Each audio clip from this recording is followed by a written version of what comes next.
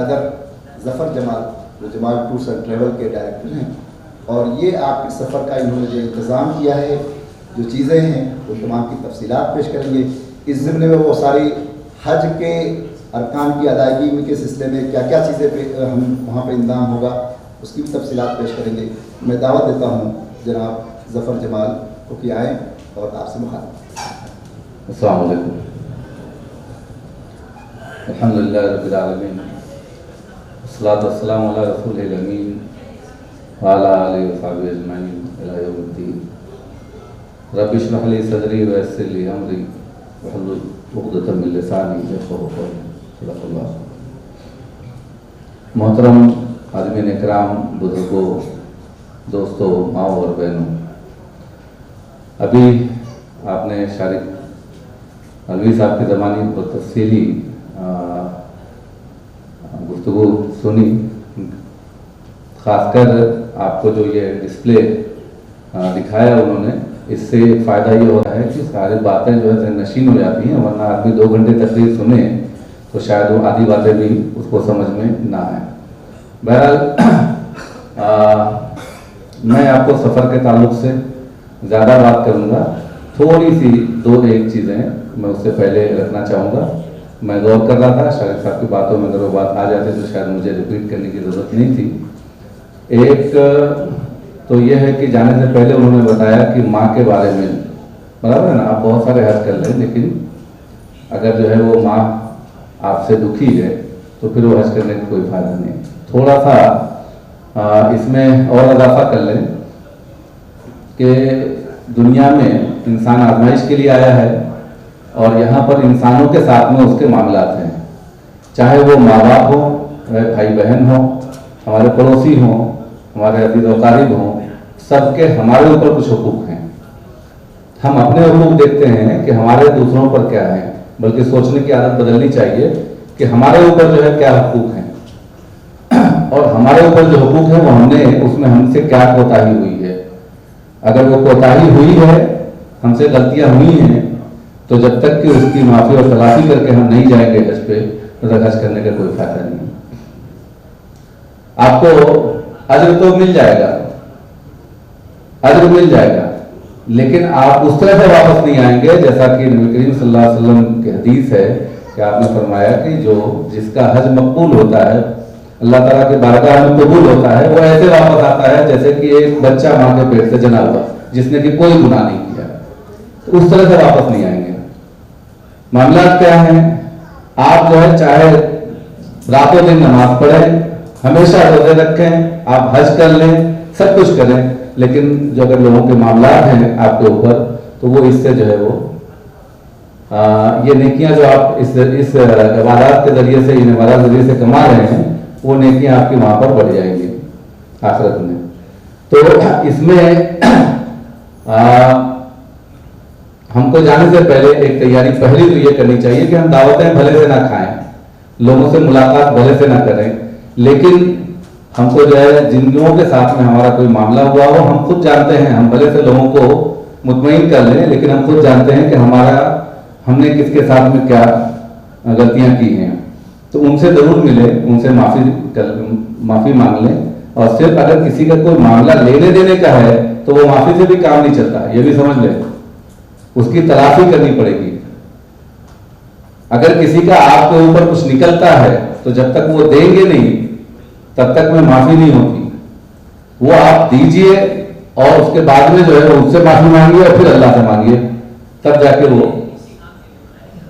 आपकी जो है माफ़ी और तलाशी होगी।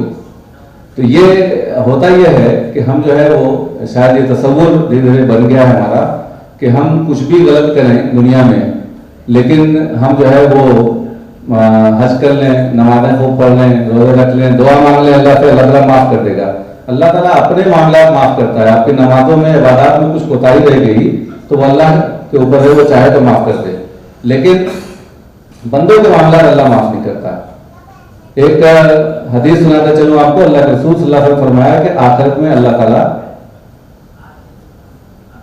आखिरत में हर इंसान के अमाल के 3 रजिस्टर होंगे, और एक रजिस्टर जो पहला रजिस्टर जो कुछ उसमें बंदों के गुनाह लिखे होंगे, अल्लाह ताला उसको कभी नहीं माफ करेगा। दूसरा रजिस्टर जिसमें बंदों के जो कुछ उसकी कमियां और गुनाह लिखे होंगे, अल्लाह ताला चाहेगा तो माफ कर देगा, चाहेगा तो उस पर पकड़ कर लेगा। और तीसरा रजिस्टर जिसमें बंदों की कमियां और उसकी खामियां लिखी होंगी, अल्लाह ताला उसके एक एक लफ्ज को पढ़ेगा और उसके मुताबिक जो है वो फैसले करेगा। तो आपने फरमाया कि अल्लाह ताला वो रजिस्टर पहला जिसमें कि जो कुछ गुनाह लिखा होगा वो कभी नहीं माफ करेगा, वो शिर्क का रजिस्टर है, जिसने अल्लाह की जात में किसी को शरीक किया किसी भी लिहाज से और उसने अपनी जिंदगी में तौबा ना की, ऐसे ही चला गया, तो अल्लाह ताला उसको माफ नहीं करेगा। मैं तफसील में इसकी नहीं जाऊंगा, आप लोगों से वहां मुलाकात रहेगी इंशाल्लाह, फिर उस पर गुफ्तगू होगी, इसलिए कि वक्त फिर बहुत ज्यादा निकल जाएगा। और दूसरा रजिस्टर जिसके अल्लाह ताला चाहेगा तो उसमें जो खामियां लिखी होंगी, चाहेगा तो माफ कर देगा, चाहेगा तो पकड़ करेगा, वो इबादत के रजिस्टर है, क्योंकि उसका मामला सिर्फ अल्लाह से है, अल्लाह और बंदे से है। अल्लाह चाहेगा तो बंदे की किसी अदा से खुश हुआ तो माफ कर दिया, और अगर जो है वो पकड़ना चाहेगा तो पकड़ लेगा। तीसरा रजिस्टर जिसके एक एक लफ्ज को अल्लाह ताला पढ़ेगा, उसके मुताबिक फैसले करेगा, वो लोगों के मामलात के रजिस्टर है। मामला इंसान के दुनिया में एक दूसरे से हुए हैं, वो अल्लाह ताला माफ नहीं करेगा। मैं 10 लाख रुपए आपको देना है और मैं जाके आपका वो पैसे ना दूं और जाके अल्लाह से जो को गिरा माफी मांगू, अल्लाह ताला मुझे माफ कर दे, तो आप क्या कहेंगे? आप ये नहीं कहेंगे मेरी तलफी हो रही है। किसी आप कोर्ट में चले जाइए और मुतालबा लेकर, और मैं जो है ना वो जाकर जज के हाथ पैर पकड़ लूं, या ये कि जज जो है मेरे ऊपर रहम कर जाए किसी भी वजह से कि रिश्तेदार है, ताल्लुक वाला है, फला है या, और वो कह दे कि ठीक है जाओ तुमको माफ किया, तो आप तो पीछे जो है जज को गालियां देंगे। ये कौन होता है माफ करने वाला? हक तो मेरा था, मुझे पैसे मैंने नहीं दिलवाए, मेरा हक नहीं दिलवाया और वो लोग कह दिया कि माफ कर दे, तो अल्लाह ताला जो है ना ये नाइंसाफी नहीं करेगा। और वहां पर इंसान को देने और लेने के लिए क्या होगा? दो ही चीजें इंसान के पास होंगी, एक उसकी नेकियां, दूसरे उसके गुनाह। एक हदीस है, हदीस मुफलिस नाम है उसका, कि अल्लाह के रसूल सल्लल्लाहु अलैहि वसल्लम ने पूछा साहबा इकराम से कि मुफलिस कौन है? लोगों ने कहा अल्लाह के रसूल जिसके पास रुपया पैसा ना हो।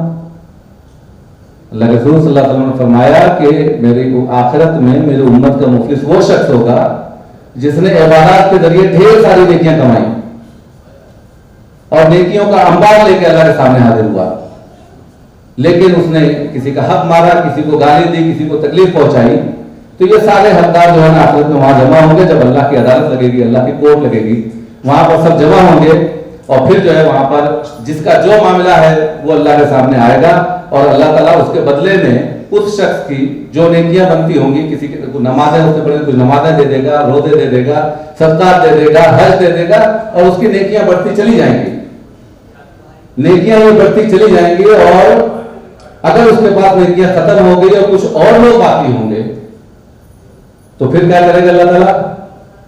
फिर उन लोगों के गुनाह से उनको हल्का करेगा और उसी शख्स के ऊपर उसको गुनाह को भी डाल देगा और फिर फरिश्तों को हुक्म देगा कि ले जाओ इसको मुंह के बल घसीटते हुए जहन्नम में डाल दो।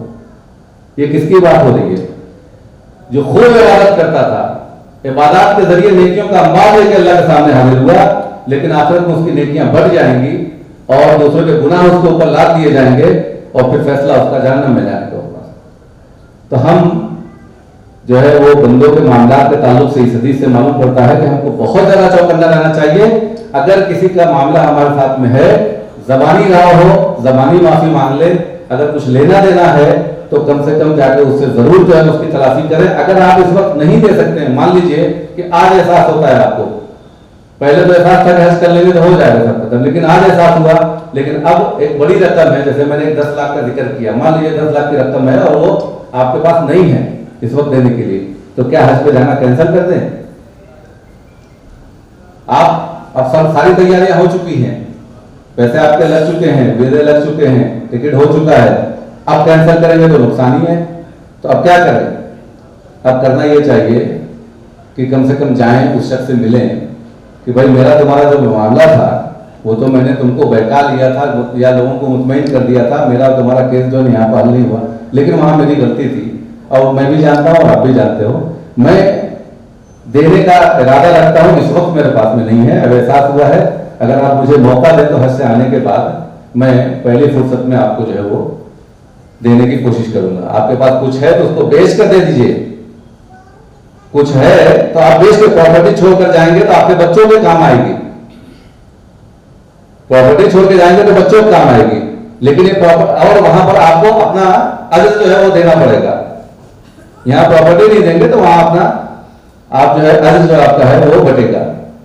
तो बेहतर है कि यहां से कोई मैयत हो जाती है तो पहले उसके लिए क्या कहा जाता है कि औलाद जो है वो मैयत के ऊपर जो कर्ज है वो अदा करने के बाद वरासत तकसीम करे, ये हुक्म है।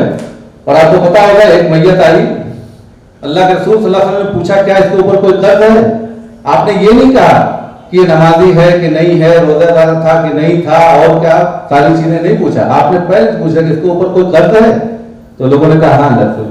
तो आपने क्या कहा पता है? आपने कहा तुम लोग नमाज पढ़ लो, मैं नहीं पढ़ता हूं। अल्लाह के रसूल ने कर्जदार की, वो कर्जदार था, चोरी और नहीं किया था, किसी की बेईमानी नहीं किया था, किसी के साथ दगाबाजी नहीं की थी, सिर्फ कर्जदार था। लेकिन कर्ज का हुक्म भी यह है कि कर्ज शहीद कभी माफ नहीं होता। ये हुज्जतुल विदा के मौके पर जब अल्लाह के रसूल खुतबा दे रहे थे, उस वक्त जो है एक साहबी ने पूछा, आपने बताया कि फजीलत बता रहे थे कि कोई अल्लाह के राह में जिहाद करे और मारा जाए तो उसके सारे गुनाह माफ। एक साहबी खड़े हुए कहा, अल्लाह के रसूल साहब क्या मेरे सारे गुनाह माफ हो जाएंगे? आपने फरमाया कि हाँ। फौरन जिब्रील सलाम नाजिल हुए, आप थोड़ी देर खामोश गए, फिर आपने पूछा कि तुमने क्या सवाल किया था? वो साहबी ने बताया, फिर वही सवाल दोहराया। आपने कहा हाँ सारे गुनाह माफ हो जाएंगे सिवाय कर्ज के। ये तो कर्ज का मामला है, वो कोई चीटिंग फ्रॉड का मामला नहीं था। तो कर्ज के बारे में भी अल्लाह के रसूल सल्लल्लाहु अलैहि वसल्लम ने कहा कि मैं नमाज नहीं पढ़ूंगा, तुम लोग पढ़ लो। एक साहबी ने जो है वो आगे बढ़े, उनका अल्लाह के रसूल का कर्ज मैं अपने जिम्मे लेता हूं। फिर जो है वो अल्लाह के रसूल ने नमाज पढ़ी। ये इतना संगीन मामला है, मैं इसको इसलिए जोर दे रहा हूं सारी चीजें लाने से पहले, ये बाद में वहां जाने के बाद बताएंगे तो कोई मतलब नहीं है। यहां से आपको ये तैयारियां करनी जरूरी है। हज से पहले सबसे बड़ी तैयारी ये है, अभी वक्त है, इसके लिए आप कर लें, क्योंकि हमको सबको एक दिन चले जाना है, कोई पता नहीं कब चला जाए, और वहां जाने के बाद में फिर नुकसान ना हो। यहाँ अपनी प्रॉपर्टी और अपना ये बचाने के चक्कर में जो छोड़ कर जाएंगे और बच्चों के हवाले आएगी, तो वो बल्कि उससे बेहतर यह है कि बच्चों की किस्मत में जो लिखा है वो अल्लाह ताला उनको देगा। सबकी किस्मत में एक हदीस है कि जो बच्चा पैदा होता है तो उसकी किस्मत में रिस्क लिख दिया जाता है ना।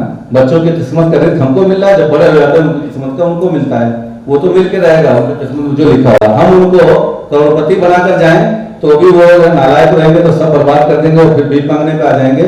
और हम कुछ ना दे के जाए उनके लिए तो भी अल्लाह ताला उनको करोड़पति और अरबपति बना सकता है। इसलिए बच्चों की मोहब्बत में अपनी आखिरत न खराब कीजिए। अल्लाह ताला ने खुद कुरान में फरमा दिया, या अय्युहल्लज़ीना आमनू इन्ना मिन अज़वाजिकुम व औलादिकुम फितना, इन्ना मिन अमवालिकुम व औलादिकुम फितना। दोनों एक ही आयत में सूरह तगाबुन में आया है कि तुम्हारे माँ तुम्हारी औलाद तुम्हारे लिए फितना है, आजमाइश है, क्योंकि इनकी मोहब्बत में तुम अपनी आखिरत खराब कर लेते हो। और उसी सूरह तगाबुन में आया है कि तुम्हारे बीवियां तुम्हारे माल तुम्हारे लिए फितना है। और किस इसी को उनकी मोहब्बत में तुम जो है ना, कोई जो मोहब्बत करता है तो इंसान सब कुछ अपने बीवी बच्चों के लिए छोड़ के जाने के लिए दूसरों का हक मारता है, उनको ऐश आराम पहुंचाने के लिए अपनी आखिरत खराब करता है।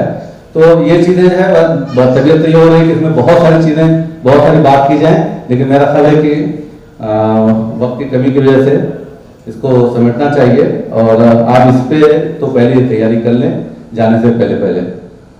दूसरा जो है एक तैयारी और जाने से पहले की वो है कि पैदल चलने की। आप अगर पैदल चलने अभी जिसको आदत नहीं है वो अभी से बना ले, वक्त कम बचा है, आपको 8 दिन बचा है जाने में, लेकिन ये 8 दिन कम 2-3 किलोमीटर आप चलिए, इसका फायदा ये होगा हज आसान हो जाएगा आपके लिए। वहां पर सबसे पहले जाते ही आप जो है ना तवाफ करेंगे, उम्रा जो करेंगे उसमें 7 चक्कर तवाफ के और 7 चक्कर सही के। ये इतना चलने में तकरीबन 8 से 10 किलोमीटर आपको चलना होगा। भले आप आराम से दौड़ना नहीं है, आराम से चल रहे हो, लेकिन जिसको चलने की आदत नहीं होती वो निढाल हो जाता है, बेहाल हो जाता है, वहां पर उसको बैठना पड़ता है ना। हम लोग खुद जो साल में 4-6 चक्कर लगाते हैं, 2 महीने के गैप हो जाता है, और जब जाके तवाफ और सही करते हैं तो सब बदन पैर में एकदम भर जाता है। आराम करने की जरूरत होती है। तो जो यहाँ पर आजकल खासकर ये हो गया कि बहुत पहले तो लोग साइकिलिंग करते थे, साइकिल से चलते थे, तो वो भी पैदल बहुत ज़्यादा चलते थे। अब तो ये है कि हम घर से निकले और किसी न किसी गाड़ी में बैठ के हम आगे बढ़ते हैं। तो ये जिसको चलने की आदत नहीं है वो उसके लिए परेशानी होगी। आपको यही चीज़ें हज के बाद जब जाएंगे तवाफ करेंगे आप, तो बहुत आसान लगेगा, क्योंकि इतना चल चुके होते हैं आप उम्रे में, फिर उसके बाद में कुछ तवाफ वगैरह बाद में करने में, और फिर हज में आप इतना चल चुके होते हैं कि आदत सी बन जाती है, फिर नहीं भारी पड़ता उसके बाद। लेकिन पहले आप परेशान हो जाएंगे। हज जो है आपका सुकून से गुजरे, आसानी से गुजरे, इसके लिए आप पैदल चलने की आदत बनाइए। अभी मैं बताता हूँ आपको कहाँ कहाँ पैदल चलना पड़ेगा। एक तो मैंने तवाफ का जिक्र कर दिया, उसके बाद अभी मैं आपको शुरू करता हूँ यहाँ से कि हमारे यहाँ पर आप लोग जो बैठे हैं, बहुत सारे हाजी हमारे कुछ दोस्तों के जरिए से हैं। ये इसमें एक ज़िम्नन कुछ चीज़ों का तस्करा करते जाऊँ कि बहुत सारे आप सुनते होंगे कि हज और उम्रे के नाम पर फ्रॉड हो रहे हैं। अक्सर पेपर में आप पढ़ते होंगे, सोशल मीडिया पे आपको मिलता होगा कि फलां इतने पैसे लेकर भाग गया। और अभी आपको न्यूज़ मिलेगी, बहुत सारी न्यूज़ मिलेगी हज की फ्लाइट बंद होने के बाद कि इतने हाजी रुक गए, नहीं जा सके। बहुत सारे लोग हर साल होता है। उसकी वजह क्या होती है? उसकी वजह जो है कहीं न कहीं जो भागने वाला है वो तो होता ही है, लेकिन उसकी वजह खुद जो है ना वो हमारी लालच होती है।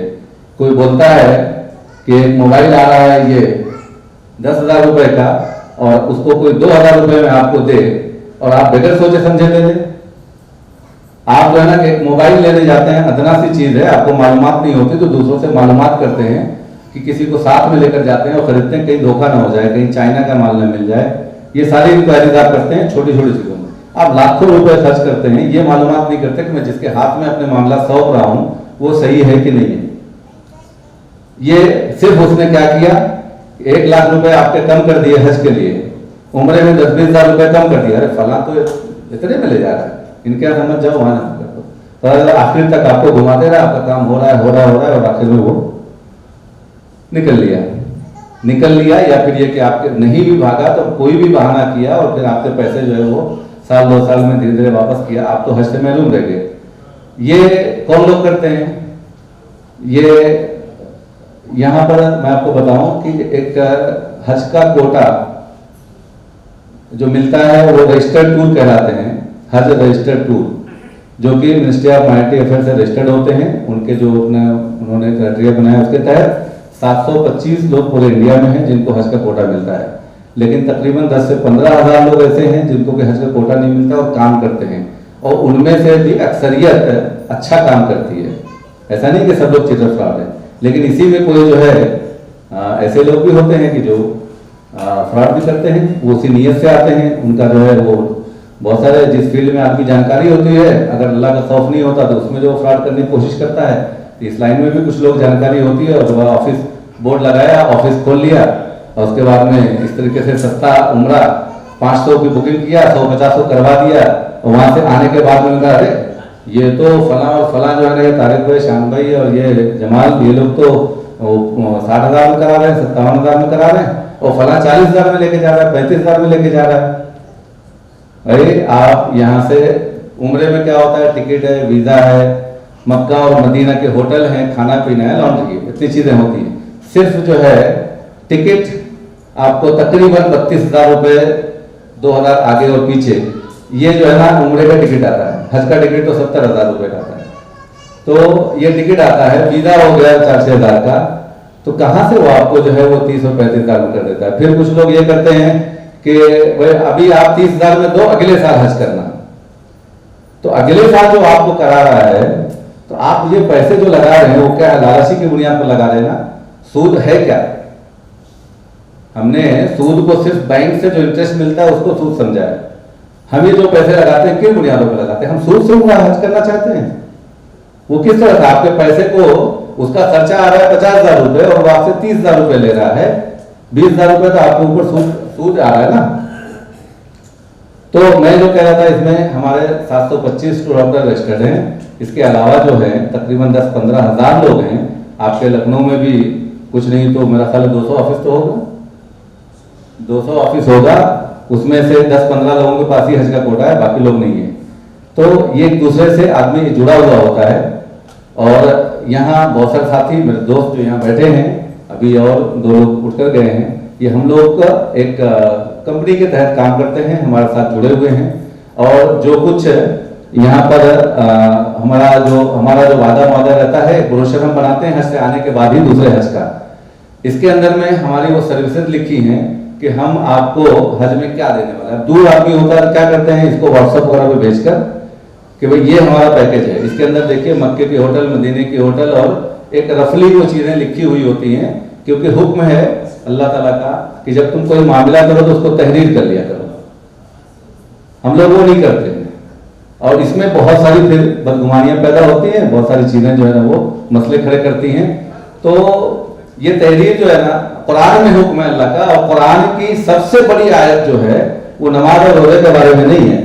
सबसे बड़ी आयत, एक सिंगल आयत जो है तकरीबन 1 पेज की, कुरान का एक सफा पढ़ देंगे आप तो वो सिर्फ आयत है जो मामलात की है कि आपस में तुम लेन देन करो तो तहरीर कर लिया करो, उसके जो है 2 गवाह बना लिया करो, और ये तमाम चीजें जो अल्लाह ताला ने उसको वहां किया ताकि शैतान को बीच में दाखिल होने का मौका ना मिले, है ना। कुछ ये नहीं कहा कि आपने तो ये कहा था, मैंने नहीं, आपने गलत समझा, हमने ये कहा था। जब तहरीर में वो चीज होती है तो हम जो वादा करते हैं वो, इसमें मैं आपको बताऊं वादा क्या किया था और अब आपको सर्विस क्या मिलने वाली है।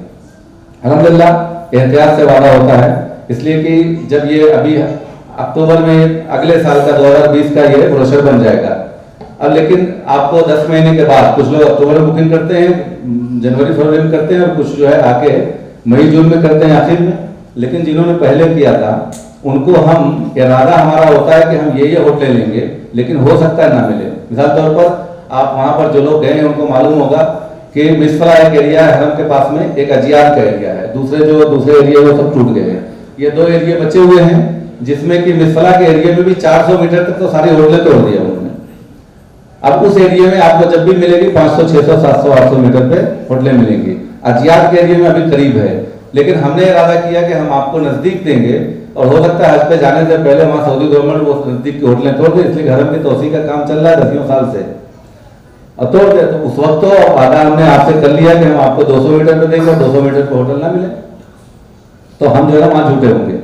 तो हम एहतियात से वादा करते हैं। इसमें जो लिखा हुआ है वो 500 मीटर हरम से दूर 2-3 स्टार होटल मक्के में, मदीना मनोरा में 200 मीटर हरम से दूर 2-3 स्टार होटल, और एक अजीजिया की 3 जगह रहाइश आपकी होती है, चौथे जो है वो मिना। तो अजीजिया की एक रहाइश है जहां पर कि हज कमेटी रखती है, वो हरम से 6-7 किलोमीटर है, तो पहली रहाइश वही होती है। हर टूर ऑपरेटर इंडिया का हर टूर ऑपरेटर वहां रखता है। जो लोग नॉन शिफ्टिंग करते हैं वहां नहीं रखते हैं, उनको कम से कम जो है ना 1.5 लाख 2 लाख रुपए उनके भाड़ा देना होता है। और उसकी वजह यह होती है कि हरम के करीब के होटलों के 3 सीजन होते हैं, एक हज से पहले, एक हज के बाद, एक हज के दौरान। हज के दौरान का सीजन ना हज से 1 हफ्ता पहले 1 हफ्ता बाद होता है। अब इसी में 1 हफ्ता पहले नहीं, कोई 4 दिन पहले गया, बाद में 1 हफ्ता बाद नहीं शिफ्ट किया, 4 दिन बाद शिफ्ट किया। तो जो भी है ये होटलें उस वक्त बहुत महंगी होती हैं, यहाँ तक कि हम दूर की और नजदीक की होटल जितने में लेते हैं उसके 5 गुना महंगी जो है ना खाली वो हज के सीजन मिलती है। इसमें हमारा एक पैकेज है 15 से 22 दिन का, आपका तो 40 से 45 दिन का है। 15 से 22 दिन का पैकेज है, वो है, उसका रेट क्या है 685, 6,85,000 रुपए। क्यों है? आप ही के होटल में वो भी रहेंगे, लेकिन वो एयरपोर्ट से सीधे नजदीक के होटल में जाएंगे, दूर वाले में नहीं जाएंगे, और उनके पास में वक्त नहीं है, वो वहीं पर रहना है नजदीक वाले में। तो वो उस वक्त जो होटल मिलता है वो बहुत महंगा मिलता है, और उसमें ज्यादातर आप ये समझें कि मुख्तलिफ यहाँ पर उसके लोग होते हैं जिनको अल्लाह नवाजा है, जो बड़े बिजनेसमैन हैं, उनके पास वक्त नहीं होता, वो जाकर 40 दिन 45 दिन वहां पर नहीं रुकते। एक तो उसकी वजह ये होती है कि सोच होती है कि फिर आ जाऊंगा, उनके लिए 10-5 लाख रुपए खर्चा करने का क्या है। जो 10-5 लाख रोज कमाते हों उनके लिए कोई मसला नहीं है, तो वो कहते नहीं भाई मैं हज करना है, 2-4 दिन पहले 2-4 दिन बाद रह लेंगे, बस आ जाएंगे हम। तो ऐसे बहुत सारे लोग तो हर साल जाते हैं, लेकिन जो हम आप जैसे लोग हैं, मीडियम क्लास के जिनको कहते हैं फैमिली, जो कि अपनी दूसरी जरूरतों को रोक कर और अल्लाह के लिए पैसे खर्च करते हैं और ये सफर करते हैं, उनकी सोच तो ये होती है कि फिर पता नहीं कि जा सके कि न जा सके आइंदा, तो हमको ज्यादा से ज्यादा जितना दिन मिल जाए उतना बेहतर है। हज तो 5 से 6 दिन का नाम है, और बात की जो है वो बात के अय्याम जो है वो हम किस लिए वहां पर रुकते हैं, हरम की इबादतों के लिए, क्योंकि अल्लाह रसूल सल्लल्लाहु अलैहि वसल्लम फरमाया कि हरम की एक नमाज दूसरी मस्जिदों के 1 लाख नमाज के बराबर सवाब है। तो ये हम लोग जो है ये करते हैं कि पहले दूर की रहाइश पर ले जाते हैं, फिर उसके बाद हज के बाद एक टाइम जिस वो आपको मिलेगा टाइम के हिसाब से अभी बताऊंगा मैं, वो हरम के पास शिफ्ट होते हैं, और फिर जो है ना वो आखिर का 10 दिन जो है मदीना मुनव्वरा होता है आपके सफर का। तो इसमें मैं जो कह रहा था कि हमने जो वादा किया था कि मक्के में 500 मीटर और 2-3 स्टार होटल, वो चूंकि उन बुनियादों पर था कि हमारे हाथ में नहीं, अभी तो हम बस एक इरादा के टोकन कुछ दिए रहते हैं, लेकिन जब तक कि हमारा हज का कोटा अलॉट नहीं होता और हम जाकर वहां पर एग्रीमेंट नहीं कर लेते, तब तक में वो जो भी होटल वहां चला रहा है उसके बदल जाने का इम्कान होता है। उसको ज्यादा रेट मिला, मालूम पड़ा उसने कहा नहीं मेरे पास नहीं है, अपने पैसे आप वापस ले लो। कुछ लोग जो होटल का मालिक जो होटलों की कीमत है, अभी ये होटल की कीमत जो होगी, ये जाहिर सी बात है कि आम आदमी नहीं होगा, वो बैठ के काउंटर पे होटल नहीं चलाता, वो तो मालूम पड़ा होटल किसी को कॉन्ट्रैक्ट पे दे दिया है, वो चला रहा है। हम जा रहे हैं, मालूम पड़ा कि जो पहले पिछले साल था वो अब नहीं है, तो हमारा टोकन दिया हुआ भी डूबने का डर रहता है। तो हम लोग जो है अपनी कोटा मिलने के बाद जब वहां जाते हैं तो हमारा होटलों का एग्रीमेंट होता है जिसमें सऊदी गवर्नमेंट इन्वॉल्व होती है। जब वो इन्वॉल्व हो जाती है, एग्रीमेंट हो जाता है, तब वो पलट नहीं सकता कहीं से भी। फिर हम डिस्क्लोज करते हैं कि हमने वो आपके लिए कौन सी होटल की है। हमारा कोटा अलॉट हुआ है अभी 3 जून को, और कुछ मामला ऐसे थे जिसकी वजह से हमें जो है ना गवर्नमेंट के खिलाफ कोर्ट में जाना पड़ा, हमारी एसोसिएशन को, फेडरेशन को, और वो 24 तारीख को फाइनल हुआ, 24 जून को। उसके बाद हम लोग जाकर होटलें तो हम जो है ना वो उनको पहले 6 महीना पहले से हमको टोकन दिया हुआ था, लेकिन वही है कि वो जब तक एग्रीमेंट ना हो जाए तो हम उस वक्त गए 24 तारीख के बाद, फिर यहाँ सारी होटलों का एग्रीमेंट हम करके आए हैं। अल्हम्दुलिल्लाह आप लोगों को खुशी होगी कि जो 2-3 स्टार होटल 500 मीटर पे थी, जो हमने बात की थी, वो अब तकरीबन 150 मीटर पे है और 5 स्टार होटल है। 150 में नहीं, हरम से आप चलेंगे, जो लोग गए हैं 1 नंबर गेट से बाबे अजीज से आप बाहर निकलेंगे, पहले सामने आपके क्लॉक टावर आ जाता है ना, वो सब लोगों ने देखा होगा। क्लॉक टावर के बाएं हाथ की दीवार पकड़ के जाएंगे, क्लॉक टावर खत्म होता है, उसके बाद पहली होटल अपनी है। तो आप 25-50 मीटर का फर्क आप बोल सकते हैं। यहाँ तक कि इतने नजदीक है कि हरम का माइक भी उस होटल की मस्जिद में लगा हुआ है। जो लोग जा नहीं सकते, कमजोर हैं, वो वहीं पर हरम के इमामत में ही नमाज पढ़ते हैं। तो अल्हम्दुलिल्लाह एकदम नजदीक आपकी होटल ये मक्के की हुई है। मदीना मुनव्वरा में हमने क्या वादा किया था, 200 मीटर और 2-3 स्टार होटल, वो होटल भी अल्हम्दुलिल्लाह 0 मीटर पर हुई है। हरम के सामने पहली होटल है। आप हरम से गुंबद खजरा से सामने जो होटल दिखाई देती है, आप निकलेंगे 5 नंबर गेट से तो सामने की पहली होटल है आपको। तो हमने ये 2 चीजें हो गई है। तीसरी होटल जहां पहले आप जाएंगे वो अजीजिया, जो 6-7 किलोमीटर है, वहां से लोग बस से आते हैं। आखिरी के हज से पहले 4 दिन पहले बसें बंद हो जाती हैं। क्यों बंद हो जाती हैं? 5 जिलहज जो है वो फ्लाइट्स का आखिरी दिन होता है, और उस दिन मदीना मुनव्वरा से भी मक्का शिफ्ट होने का आखिरी दिन होता है। तो पूरी दुनिया से लोग जो है वहां आ चुके होते हैं, मक्का एकदम पूरा जाम हो जाता है। यहाँ तक कि 5 तारीख से हरम के अंदर एहराम पहनकर जाना मना हो जाता है।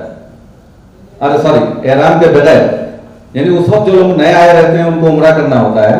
जो लोग पहले पहुंचे हुए हैं, कर चुके हैं, उनको ये कहा जाता है कि आप जहां हैं वहीं रहिए, अब हरम ना आइए, इसलिए कि वो उसकी एक लिमिट है और फिर बहुत ज्यादा रश हो जाता है, इसलिए जो है। लेकिन आपकी होटल ये दूर वाली भी इतनी दूर पे है कि आप पैदल भी जा सकते हैं हरम। आप जो लोग गए हैं, इब्राहिम खलील रोड है जो हरम से आता है, उसी रोड पर आप बमुश्किल 1.5 से 2 किलोमीटर के अंदर, 1.25 मेरा ख्याल होगा, एक उसी मेन रोड पर ही होटल है। आप अपने होटल से निकलेंगे सीधे हरम में, बल्कि होटल के दरवाजे पर खड़े होंगे, आपको हरम का वो दिखाई देता है। और आप यहाँ से पैदल भी टहलते हुए जा सकते हैं, या आधी दूर के लिए हरदम 2-2 रियाल में वो वहाँ गाड़ियाँ मिलती हैं। आधी दूर तक या नमाजों का वक्त नहीं रहा तो हरम के करीब तक वो ले जाके छोड़ देती हैं। तो ये दूर की होटल भी अल्हम्दुलिल्लाह नज़दीक हो गई है। ये तकरीबन हम कोशिश करते हैं हर साल ऐसे ही ये जो होटल है आप जिसमें आप रह रहे हैं, ये हम 4 साल से ले रहे हैं, लेकिन हम अपने ब्रोशर में उसका वादा नहीं करते, अगले साल भी नहीं करेंगे। मिल जाती है तब जब भी जो है ये करते हैं। हम बुकिंग जो लेते हैं इतिहास से बात करके वादा करके लेते हैं। तो इससे अल्लाह का शुक्र है कि कोशिश यही रहती है कि जितना वादा किया जाए उससे ज़्यादा हम आदमी को दे सकें। हमें जो है वो ज़्यादा बोलकर, उम्र ये होता है ना कि लोग बढ़ा चढ़ा कर बोल देते हैं और फिर वहाँ जाने के बाद में वो कम चीज़ें मिलती हैं। टूर ऑपरेटर क्या करता है, वो एक ही चीज़ होती है, पैसा बचाने के चक्कर में वो थोड़ा दूर होटल ले लेगा, थोड़ा मतलब वो 5 स्टार और 2 स्टार की जगह नॉर्मल होटल ले ले, उसके पैसे बच जाएंगे। तो ये चीज़ें अब इसमें आप एयरपोर्ट से शुरू करते हैं, ये होटलों के बारे में हो गया। एयरपोर्ट से आपको यहाँ पर 1 तारीख को 12 बजे आना है। अच्छा, उससे पहले मैं बात बताऊँ, थोड़ा सा मुझे बता दें, मैं जिन लोगों को मैं जानता हूँ उनकी एंट्री तो मैंने बगैर देखे कर ली है, लेकिन जो अपने साथियों के जरिए से हैं जिनको मैं पहचानता नहीं हूँ तो थोड़ा सा मुझे बता दें उनमें से। लेकिन यहाँ पर 122 लोग जा रहे हैं और इतने लोग आए हैं, आप ये तसव्वुर कर लें कि लोगों की दिलचस्पी क्या होती है। लोगों की दिलचस्पी दावतें खाने में ज़्यादा होती है। यहाँ पर शारिक साहब ने जो आपको बताया बड़ी अच्छी बातें थी, बहुत अच्छी थी। आपको शायद वो बहुत ट्रेनिंग मिलती होगी, लेकिन ये ऐसी नहीं मिलती होगी, जो कि यहाँ पर इंसान जब देखता है तो उससे बैठ जाती है, तस्वीरें उसके चस्पा हो जाती है। लेकिन ज़बानी आप 2 घंटे सुनिए, वो बात नहीं होती। दूसरी बात, हम जो बता रहे हैं, हमारे साथ आपको सफ़र करना है, हम आपके साथ वहाँ पूरे सफ़र में रहेंगे। हम आपको जो है वहाँ होटल पर रहेंगे, खाने पीने का इंतजाम करेंगे, आपको मीनार साथ लेकर जाएंगे, आपको रमी के लिए लेकर जाएंगे, आपको वापसी तक हर जगह हम साथ में हैं। तो वहाँ पर आपको ये टेंशन लेने की ज़रूरत नहीं रहती कि मतलब कोई सवाल उठाए। जैसे हज कमेटी के लोगों में काफ़ी परेशान होते हैं, लोग भटकते हैं तो फिर वो 12-12 घंटे भटकते रहते हैं, अपने खेमे पर नहीं पहुँच पाते। तो अल्लाह शुक्र है वहाँ पर हम लोग हैं, हम लोग सब कुछ ग्रुप में एक सिस्टमेटिक तरीके से आपको जो पूरा हज करवाएंगे। आपको रमी के लिए 3 दिन जो है ना वो झंडे बंडे के साथ में पूरे ग्रुप के साथ में लेकर जाएंगे, आपको तवाफ़ ज़ियारत के लिए लेकर जाएंगे, ये तमाम चीज़ें। लेकिन यहाँ पर जो चीज़ यहाँ आपने सुन लिया, अभी मेरी बातें मैंने जो बताई, कुछ सवालात होंगे तो आप हमसे कर लेंगे। लेकिन जो लोग नहीं आए हैं उनके बहुत सारे सवालात रहते हैं वहाँ पर, और वो जवाब देते देते हम परेशान हो जाते हैं। फिर अगर किसी के थ्रू कोई आया है, किसी के जरिए से कोई आया है, तो वो वाया बातें बहुत सारी बदल जाती हैं। मैं आपसे एक बात कहूं कि आप जरा फला को पहुंचा दीजिएगा, आपने ईमानदारी के साथ पहुंचाया है, लेकिन आपके और मेरे कहने में फर्क होगा, और आपने किसी और को बीच में जरिया बना लिया तो फिर वो बातें बदल भी जाती हैं। हर आदमी की समझ और आदमी के बताने का अंदाज अलग होता है। तो हम ये प्रोग्राम जो रखते हैं इसके लिए रखते हैं कि लोगों से मुलाकात हो जाए जिनसे हमारी मुलाकात नहीं हुई है। और ये बड़ी अफसोस की बात है कि लोग इसको अहमियत नहीं देते। अगले साल से तो हम अभी हमको एक मशवरा दिया साथी ने कि वो अच्छा लगा कि हम थोड़ा सा पहले करेंगे और ये करेंगे भाई जो नहीं आएगा प्रोग्राम में हम उसको नहीं लेके जाएंगे, है ना। ये चीज़ें हम करेंगे तो शायद जो है वो लोगों की हाजिरी, किसी की मजबूरी है तो अलग बात है, ठीक है। कुछ लोग जो है वो इलाहाबाद के हैं, कुछ रामपुर के हैं, कुछ लोग कानपुर से हैं, तो कानपुर के लोग तो आए हैं, और कुछ गोड्डा से हैं, इस तरह उधर जो दूर के हैं। हमने परसों एक प्रोग्राम किया आजमगढ़ में, हमारा ताल्लुक आजमगढ़ से है। मैं रहता बॉम्बे में हूँ, लखनऊ में मेरे साथी लोग हैं, इनके ज़रिए से मैं काम करता हूँ, यहाँ ऑफिस है और आते जाते रहते हैं। हम दूसरे महीने हमारा एक विजिट होता है। मेरे बड़े भाई हैं ताहिर जमाल, जो कि यहीं रहते हैं, तो यहाँ से इस तरीके से मैनेज करते हैं। तो आजमगढ़ में हमने परसों एक प्रोग्राम किया, वहाँ के आजमगढ़, मऊ और बनारस के जो लोग थे उनके लिए, इसी वजह से कि ताकि ज़्यादा से ज़्यादा लोगों की अटेंडेंस हो जाए। अभी यहाँ पर एक काम करिएगा, ठीक है, अभी वो हो जाएगा मामला। बाइक आप लेंगे तो समझ में आ जाएगा कि उसमें कौन नहीं आया है। तो अभी एयरपोर्ट आप समझिए 1 तारीख को आपकी फ्लाइट है सऊदी एयरलाइंस की, और एयरपोर्ट आपको फ्लाइट है 5:30 बजे की, 6 घंटा पहले आपको पहुंचना है एयरपोर्ट। अब इसमें कोई सऊदी दुबई रहता होगा ना, तो वो आपसे कहेंगे कि नहीं है, तो एजेंट लोग ऐसे ही बोलते हैं, वो 3 घंटा पहले पहुंच जाए तो बहुत होता है। यकीन मानिए 3 घंटा पहले पहुंचेंगे तो कोई नहीं मिलेगा वहाँ, होता यह है कि आम दिनों में जब लोग, आप जो रेगुलर ट्रैवलर हैं, वो जब सफ़र करते हैं तो एयरपोर्ट कोई उनको छोड़ने जाता है, गाड़ी से उतरते हैं, उससे हाथ मिलाते हैं, वो चला जाता है और ये अपने अंदर हो जाते हैं, यही होता है ना। लेकिन हाजी जो है, उनके पहुंचाने वाले बहुत सारे लोग होते हैं और नए होते हैं लोग, वहाँ अंदर भी बहुत वक्त लगता है उनको। तो यहाँ पर एयरलाइंस का स्टाफ वो वहाँ एयरपोर्ट पर काफ़ी परेशान कर देता है कि भाई हाजी को अंदर भेजो, हाजी को अंदर भेजो, क्योंकि वो फ्लाइट डिले होगी हाजी की वजह से, तो उनको फिर उसका वो फाइन लगता है उनको। तो हाजी को छोड़ के जाए तो बदनामी होती है, तो एयरलाइंस का स्टाफ बहुत परेशान कर देता है। उसमें दूसरा ये कि सब लोग हाजी खड़े हैं। अब जब हमने कहा कि चलने के लिए, तो अक्सर लोगों का ये मामला रहता है कि अरे वो कुछ लोग मिलने वाले हैं, मेरे वो फलां रिश्तेदार हैं, वो आ रहे हैं और वो ट्रैफिक में फंसे हुए हैं, थोड़ा सा रुक जाए, वो जो है आधा घंटा लगा दिए। तो ये सब चीज़ों में बहुत वक्त लगता है। इसमें 12:30 बजे 11:30 ही टाइम होता है, 6 घंटा पहले ना 11:30 होता है, लेकिन आप मैक्सिमम 12:30 बजे तक पहुंच जाइए। आप दोहर की नमाज वहीं पढ़िए, ये नहीं है कि नमाज पढ़ के निकले। खासकर वो लोग लेट होते हैं जो यहाँ शहर में रह रहे होते हैं, उनके लिए बता दूं, उनको ये है कि अभी नजदीक के चले जाएंगे, पर अल्लाह सबसे लेट वही आते हैं। तो दूर के लोग तो चूंकि दूर का सफर अपना वो मैनेज करके आते हैं, इतने बजे पहुंचना है, वो टाइम पर आ जाते हैं। लेकिन यहाँ के लोग निकले सोच रहे कि अभी 10 मिनट में पहुंच जाऊंगा, 1 घंटा लग गया उनको ट्रैफिक में। तो ये कोशिश करें आप 12:30 यानी 5 घंटा पहले, एयरलाइन 6 घंटा पहले, और हम वहां पर सबसे आखिर में पहुंचते हैं। क्यों? इसलिए कि अगर वहां पर आप लोग जमा रहेंगे, एयरलाइंस का स्टाफ बार बार आते रहेगा, वो आपको बोलेगा अंदर चलिए, अंदर चलिए। आपके पास बैग होंगे, वो देख के वो हाजी हैं समझ जाता है, और पूरी भीड़ लगी रहती है। यहाँ से 122 लोग हैं, तो जाहिर सी बात है कि वो आधे भी आ गए तो वहां पर अच्छा खासा ये हो जाता है। एयरलाइंस का स्टाफ काफी परेशान करता है। वहां पर आपके लिए ये होता है कि भाई अभी वो हमारे ग्रुप लीडर नहीं आए। अरे ग्रुप लीडर नहीं है तो आप लोग चलो, कोई मसला नहीं है।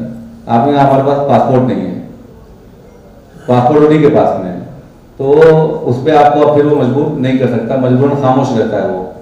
हमारे पहुंचने के बाद में ना इतना तंग कर देता, चूंकि हमारे मामला भी तो एयरलाइंस से रहते हैं और एयरलाइंस का स्टाफ होता है, वो इतना परेशान कर देता है कि वो आइंदा अगर हम उसकी बात नहीं माने तो हमारे साथ जो है वो फिर अलग अलग अंदाज में हमको ट्रीट करेगा, तो वो भी ख्याल करना पड़ता है। तो हम जो है ना जानबूझ कर लेट करते हैं, एयरपोर्ट से बाहर ही कहीं पहुंचकर गाड़ी में बैठे लोगों को खबर लेते रहते हैं। जो एयरपोर्ट पहुंचता है वो फोन कर देता है, जो लेट हो रहा है उसको फोन करके खबर लेते हैं कहाँ पहुंचे हैं, कितनी देर में पहुंच रहे हैं, और हम वो अपनी लिस्ट में टिक लगाते चले जाते हैं। 90% लोग आ गए, तब हम लोग फिर एयरपोर्ट पर दाखिल होते हैं, और फिर उसके बाद में जो भी है बात होती है और फौरन के अंदर जाने का प्रोग्राम बनाते हैं।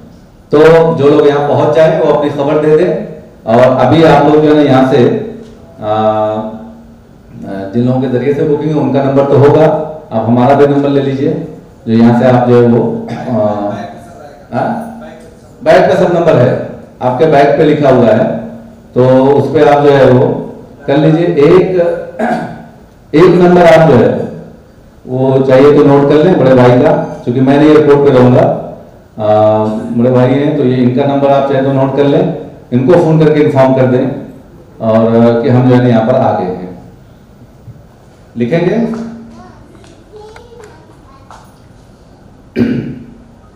कि होता क्या है कि वो बैग पे वो मेरा भी नंबर है, बड़े भाई का भी है, उसमें कंफ्यूज होकर फोन लगाते हैं, हम बॉम्बे में बैठे हुए हैं, तो वो इसमें 955 लिखा 4853 186। हाँ, इसके बाद भी कुछ रहेगा तो बहरहाल आप जो डायरेक्ट हैं उनके पास नंबर होगा, जो किसी साथी के जरिए से आए उनका उनके पास भी नंबर होगा। अगर जी, तो ताहिर जमाल नाम है। एयरपोर्ट आप पहुंच गए, अब एयरपोर्ट जो है ना वहां से आप सारी साथ में कार्रवाई होगी, आपको जो बैग मिलेगा वो लेकर आना जरूरी है।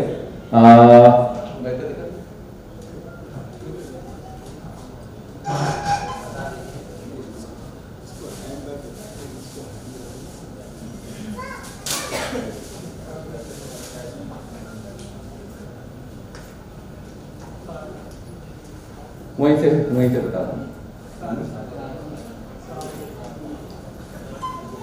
थोड़ा ट्रॉली निकाल दो। ये एक बैग है जो एक आदमी को एक सेट है, तकरीबन छोटे बड़े 5 चीजें हैं। ये बैग है ट्रॉली बैग, आपके कपड़े के लिए है ना। इसमें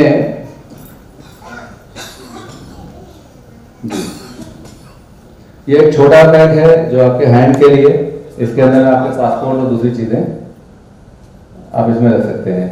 तीसरा ये जो बैग है इसको हम अरफात बैग कहते हैं, क्योंकि आप जब अपने होटल से मीना के लिए निकलेंगे तो उस वक्त लेडीज और जेंट्स जो है वो अपना एक रूम में 2-4 लेडीज हैं तो उन्होंने अपने कपड़े रख लिए, क्योंकि थोड़ी चीजें ले जानी है, 1-2 जोड़ी कपड़े हैं और थोड़ी चीजें, क्योंकि 3 दिन तो आप आराम में रहेंगे, उसके बाद कपड़े का 2 दिन जो है ना आपको अपने कपड़े में रहना है।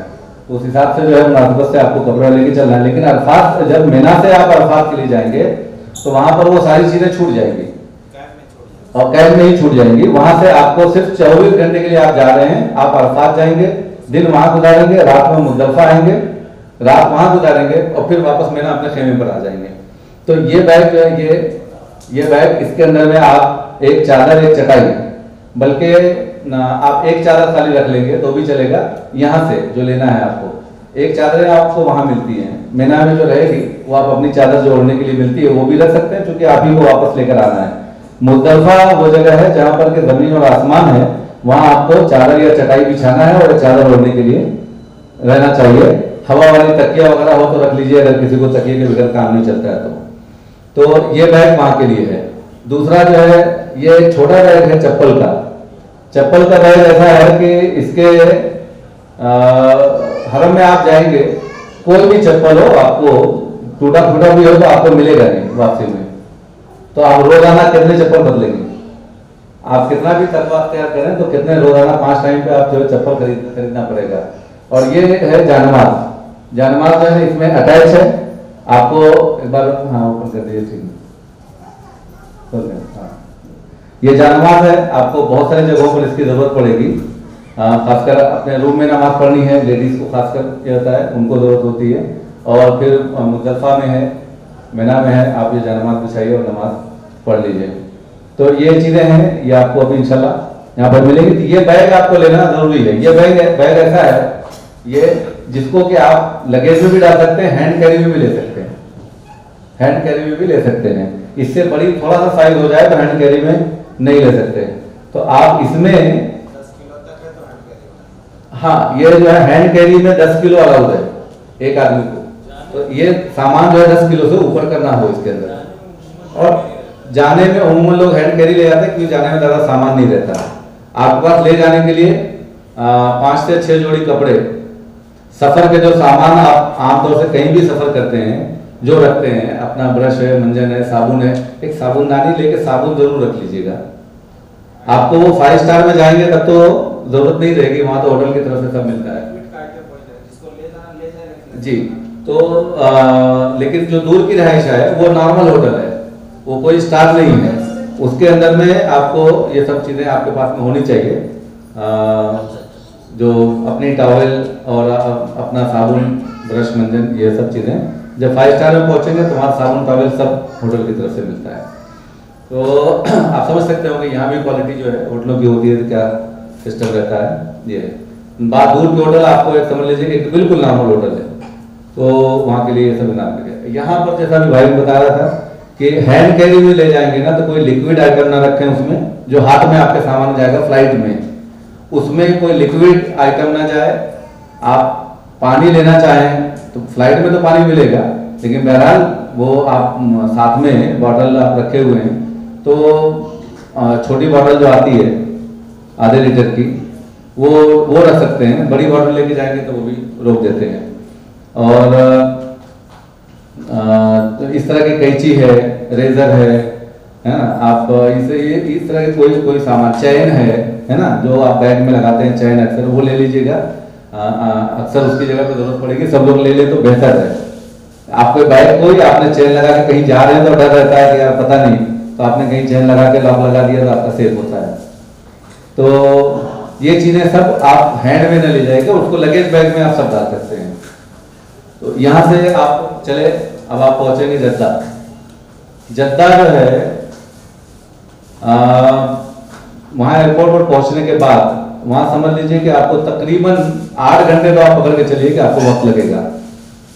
ये हम लोग 1 तारीख को जा रहे हैं ना, जो 4-5 को जाते हैं उन लोगों को 15-15 घंटे 18 घंटे लग जाते हैं सिर्फ एयरपोर्ट पर, जद्दा एयरपोर्ट पर। आप पहले जा रहे हैं तो उस वक्त इंशाल्लाह इतना वक्त नहीं लगेगा, फिर भी 8 घंटे का तो जहन बना के चलिएगा। लास्ट ईयर हम लोग बहुत जल्दी फ्री हो गए थे, 3 ही घंटे में हो गए थे, लेकिन 5-5 8-8 घंटे 10 घंटे लग जाते हैं। ये आपको जहन बना के चलना चाहिए। उसकी मुनासिबत से कुछ अपने बैग में, जो आपका हैंड बैग है ना, उसके अंदर खाने पीने की चीजें रख लें। फ्लाइट में तो खाना मिलेगा, फ्लाइट में भी जो तेज खाते हैं, कुछ ये खाते हैं, फ्लाइट में फीका रहता है, सऊदी एयरलाइंस की फ्लाइट है, तो कुछ अपने उस मुनासिबत से कुछ चीजें रख लेंगे हैंड बैग में तो चलेगा, है ना। तो ये जो है मैं कुछ नहीं, मैं खुद जो है ना हरी मिर्च रख लेता हूँ फॉइल करके और दादी उस पर हंसते हैं।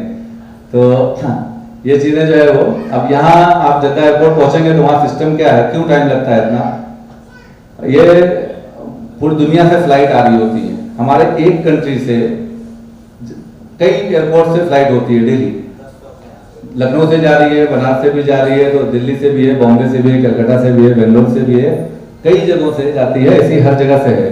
तो वहां पहुंचने के बाद वहां जब लैंड करते हैं, इमिग्रेशन जो है ना उनका इतना बड़ा नहीं है कि वो सबको क्लियर कर सके।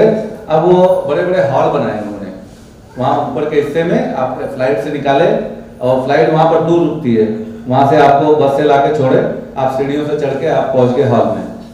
अब वहां पर आपको बैठना है, जिससे गेट से दाखिल हुए उधर जा नहीं सकते, सामने गेट नजर आ रहा है उससे आप बाहर जा सकते हैं, लेकिन वो भी अलाउड नहीं है।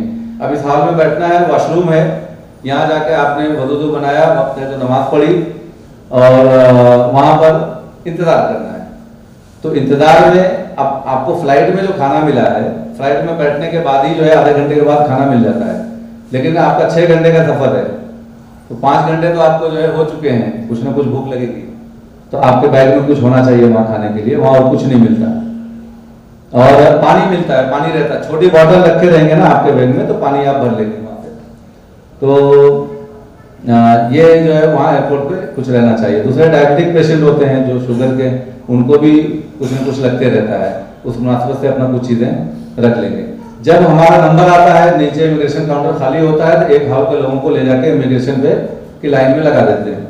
वहाँ इमिग्रेशन की लाइन में फ्री हुए तो हमारा वो ट्रॉली जो बेल्ट घूमता है उसके ऊपर हमारा बैग जो आता है वो तो उतार के रखा रहता है, चूंकि हम काफी टाइम पहले वो आ चुका होता है तो वहां रखा रहता है। वहां गए, ट्रॉली लिया, अपना बैग रखा, बाहर निकले तो बाहर उस मकाम पे जाए, वो बाहर एयरपोर्ट से बाहर नहीं होता वो, फिर बाहर वो बड़े बड़े टेंट लगे हुए हैं जिसमें कि हर कंट्री का अलग अलग वो झंडे वंडे लगे हैं। इंडिया का जो बना हुआ है वहां पर हम लोग जाएंगे, वहाँ बेंचेस वगैरह है, वहां बैठेंगे, वहां भी इसी तरह वॉशरूम और मस्जिद वो लेडीज जेंट्स अलग अलग बनी हुई होती है, तो वहां भी पहुंचे, इंतजार करना है। लेकिन आप पहले यहीं से फारिग होकर जाएं तो बहुत अच्छा रहेगा, इसलिए कि वहां पहुंचने के बाद हम फिर वहां आप लोगों को बैठना है, हम इंतजाम में लगते हैं बसों के। बसों का सिस्टम क्या है, हम बाहर से बस नहीं मंगाते, वहां कोई कर नहीं सकता। अभी हम लोग जो एग्रीमेंट करके आए हैं तो आपके लिए मक्का के होटल, मदीने के होटल, दूर के होटल, मीना अरफात का और बसों का, ट्रैवलिंग का पूरा कॉन्ट्रैक्ट करके और पैसे भर कर आए। अब वो वज़ारतुल हज, मिनिस्ट्री ऑफ हज की तरफ से यानी मौलिम अपॉइंट होता है जो ये चीजें उसके जरिए से मिलती हैं। तो अब वहाँ मौलिम के जिम्मेदार लोग बस वहाँ मौजूद होते हैं एयरपोर्ट पर, और वो हमने उनको बताया कि हमारा ये ग्रुप है और इस ग्रुप के जो है वो इतने लोग हैं। अब वो बैठाएगा, बसों का इंतजाम करेगा। अब अचानक वो आया, उसने कहा कि चले अपने हाजी को आप खड़े करिए, लाइन में लगाते हैं, लाइन में लगाते हैं। वहां पर पासपोर्ट हम ले लेते हैं इस वजह से कि वो हम फिर सबको लाइन में दे दिए, हमारे हाथ में जो पासपोर्ट बचता है आसानी से मालूम होता है कि ये हाजी कहाँ है ना, वरना ये कि वो समझ में नहीं आता कौन इसमें है कौन नहीं है। अब लाइन में लगाया, आपसे पासपोर्ट दिया आपको, अब पता चला कि 4 लोग आए थे, तो वो उस टाइम पर जबकि चलने का टाइम है मानपुरा को नहीं है, अब उससे हम छोड़ के तो जाएंगे नहीं, उससे हम ये कहते हैं भाई अभी थोड़ा सा कुछ हाजिर नहीं हो। 2 बार 3 बार आया, उसके बाद तंग आके वो हमको छोड़ देता है, दूसरों को बस दे देता है, कोई दूसरा ग्रुप जो वेट कर रहा होता है। अब ये 4 लोगों की वजह से हमको मालूम पड़ा 2 घंटा और बैठना पड़ गया। तो वहां पर अलर्ट होके बैठे तैयारियों के साथ, कोई कहीं हिल के जा रहा है, वहां कैंटीन वगैरह भी है, चाय वाय लेने क्योंकि चला गया कहीं गया तो अपने एक आदमी कम से कम घर का मौजूद हो, उसको मालूम हो आप कहाँ जा रहे हैं, ताकि वो फौरन वहां से बुला ले आपको, है ना। तो ये इस तरीके से कोई वॉशरूम गया है, कोई और कुछ है, तो वहीं पर एकदम अलर्ट होकर बैठे तो टाइम बचेगा। फिर वहां से हम लोग बस में बैठते हैं और मक्का पहुंचते हैं। और मक्के में आप जब पहुंचेंगे पहले अपनी दूर वाली होटल पे, वहां आपको रूम अलॉट होगा। रूम जो है वो लेडीज और जेंट्स अलग अलग है। जो एक फैमिली 5 और 6 की अगर किसी की फैमिली है तो उसको इंशाल्लाह एक साथ मिलेगा। बाकी सबको ये पहली रिहाइश पर एक साइड में लेडीज है, एक साइड में जेंट्स है। यहाँ पर आपको अलग अलग इसलिए होगा कि यहाँ मिक्स करना वो किसी हिसाब से मुनासिब नहीं होता, वॉशरूम वगैरह के लिहाज से भी। अब उसी बाथरूम में जो है जेंट्स लेडीज सब लोग जा रहे हैं, और पर्दे के लिहाज से भी एक दूसरे को लोग जानते नहीं है, पहचानते नहीं है। और हमको जो एहराम की हालत में जो लेडीज का एहराम होता है उसमें चेहरा खुला रहता है। अगर ये हम कर सकें, हमेशा हमको पर्दे का यही है कि चेहरा खुला रहता है, बाकी सब चीजें जो है वो बाल वगैरह नहीं दिखाई देते, ये एहराम में होता है। इस सूरत में रह सकते हैं तो फिर वो ठीक है, वो तकल्लुफ के साथ में दूसरे के साथ भी रह सकते हैं। लेकिन पहली रिहाइश पर ये मुमकिन नहीं होता, और बहुत सारे लोग हम करते हुए तो शिकायत करते हैं किसको आपने हमारे साथ में दिया, और ये तकलीफ वो तकलीफ। तो हम पहली रिहाइश में तो बिल्कुल नहीं करते। अलबत्ता आपने पहुंचे, आपने उम्रा किया, फिर वहाँ कुछ दिन साथ में रहे, खाना पीना खाया, तो बहुत सारे लोग ऐसे होते हैं कि एक दूसरे से बहुत अच्छे ताल्लुक बन जाते हैं। फिर आपने नज़दीक वाले होटल के लिए हमको बता दिया कि भाई उस होटल पे हमको फला को साथ में रखना, तो इंशाल्लाह हम वो कर देंगे। और जो लोग चाहेंगे कि हमको लेडीज जेंट्स अलग अलग है तो वहाँ पर फिर वो वैसा कर देंगे। लेकिन ये भी 100% बात नहीं कर रहे हैं। आप जो कहेंगे वो चीज़ें 100% हो जाएं, ये मुमकिन नहीं है। क्यों? आपकी फैमिली की गारंटी है वो एक साथ रहेंगे, ये तो हम कर सकते हैं नज़दीक वाले को भी। लेकिन ये नहीं कर सकते कि आप जो है ना फला को कहें और वही आपके साथ में, क्योंकि रूम की तरतीब क्या होती है, एक रूम 5 का है, एक रूम 6 का है, एक रूम 4 का है। तो 5 के रूम में 2-2 को डालेंगे तो फिर एक जेंट्स डालना पड़ता है अलग से, जो ठीक नहीं रहता। तो होता है कि 3 की फैमिली, 2 की फैमिली 5 में हो गई। दूसरे होटल में पहुंचे तो वहां तरतीब बिल्कुल अलग होती है। तो इसके अंदर में थोड़ा सा अक्सर लोग परेशान करते हैं, तो परेशान ना करिएगा। ख्वाहिश आपकी जरूर इंशाल्लाह पूरी करने की कोशिश करेंगे। तो ये दूर के होटल से हम आपको पहुंचने के बाद वहां से जब आप पहुंचेंगे उसके हिसाब से आपको आगे उम्रा करने की तरतीब बताएंगे। अब चूंकि नजदीक है, लोगों को हरम दिख रहा होगा तो लोग बहुत जल्दी कर देते हैं। तो जो लोग पहले उम्रा किए हुए हैं, हज किए हुए हैं, उनके लिए तो कोई मसला नहीं, अपने हिसाब से वो जा सकते हैं, क्योंकि वो भटकने का अंदेशा नहीं रहता। जब दूर होटल लेते हैं तो हम ये भी नहीं बोलते। अभी तो ऐसा है कि भटकने का कोई ये अंदेशा नहीं है, जिसकी वजह से हम लोग जा सकते हैं। लेकिन जो लोग नए हैं वो ना जाएं तो किसी पुराने के साथ जाएं, या हमारे प्रोग्राम का इंतजार करें। एक मरतबा साथ में करते हैं। हाँ, हमारे प्रोग्राम का इंतजार करें, हम साथ में लेकर जाते हैं। और वहां पर पहुंचने के बाद पहले होटल से निकलने से पहले जमा करके सबको क्या करना है और कैसे करना है, अभी शारिक साहब ने आपको बताया। इसमें यकीन मानिए कि इसके बाद अगर मैं यहाँ पर अभी लोगों से सवाल करूं तो बहुत सारे लोग वो सब चीज़ों का जवाब नहीं दे पाएंगे, क्योंकि वो नहीं बैठती हैं 100% चीज़ें दिमाग में। वहाँ हम आपको बताएंगे कि अभी चल रहे हैं तो आपको हरम में मिसाल के तौर पर बैग है, कोई बड़ा बैग है, हरम में एंट्री नहीं होती है, लेकर नहीं जा सकते आप। तो अब ये हो गया। फिर वहाँ जाकर हमको क्या करना है, भूल जाए तो क्या करना है, भटक जाए तो क्या, कैसे वापस आ सकते हैं, ये सारे इंस्ट्रक्शन देते हैं। फिर हरम पहुँचते हैं। हरम के पास पहुँचने के बाद में वहाँ पर हम हरम के पास पहुँचे तो वहाँ पर वहाँ से फिर बताते हैं कि आप बहुत सारे गेट हैं, आप एक गेट से दूसरी तरफ निकल गए तो भटक रहे हैं। तो हालांकि तो ये चीज़ें वहाँ से ज़हन नशीन कराते हैं। फिर आपको वहाँ से साथ में लेके जाते हैं, उम्रा करवाते हैं। उम्रा से आप फारिग हो गए, अपने होटल पे आ गए, खाने पीने का इंतजाम सब कुछ जो है, चाय नाश्ता खाना ये सब मिलता है। सिम कार्ड आपको मिलेगा, वो इंशाल्लाह यहीं पर पासपोर्ट के साथ मिल जाएगा। लेकिन वो उसमें नंबर नहीं होता, आप यहाँ से किसी को नंबर नहीं दे सकते। वो जब तक एक्टिवेट नहीं होता तब तक उसका नंबर आप मालूम नहीं कर सकते। और एक्टिवेट होता है आपका फिंगरप्रिंट लेने के बाद। तो जब आप वहाँ पहुँचेंगे तो हम कंपनी के आदमी को बुलाएंगे वहाँ पर, वो किसी खाने के वक्त बुलाते हैं। और खाने के वक्त चूँकि सारे लोग मौजूद होते हैं, दोपहर खाने का वक्त हो, शाम का खाने का वक्त हो, तो उस वक्त हम आपको वहाँ पर बताएंगे कि वो लोग बैठे हैं, ये लोग इनके साथ में जाकर अपना सिम ले जाके एक्टिवेट करवा लीजिए। तो उनके बाद मशीन रहती है, लैपटॉप रहता है, वहीं पर फिंगरप्रिंट लेते हैं और आपका सिम एक्टिवेट हो जाता है। उस सिम में एक्टिवेट होने के बाद आप एक दूसरे के नंबर पर डायल करके अपना नंबर मालूम कर सकते हैं और उसमें आपको आधे घंटे का टॉक टाइम मिलता है फ्री कंपनी की तरफ से। आधा घंटा मतलब आप किसी से बात कर सकते हैं।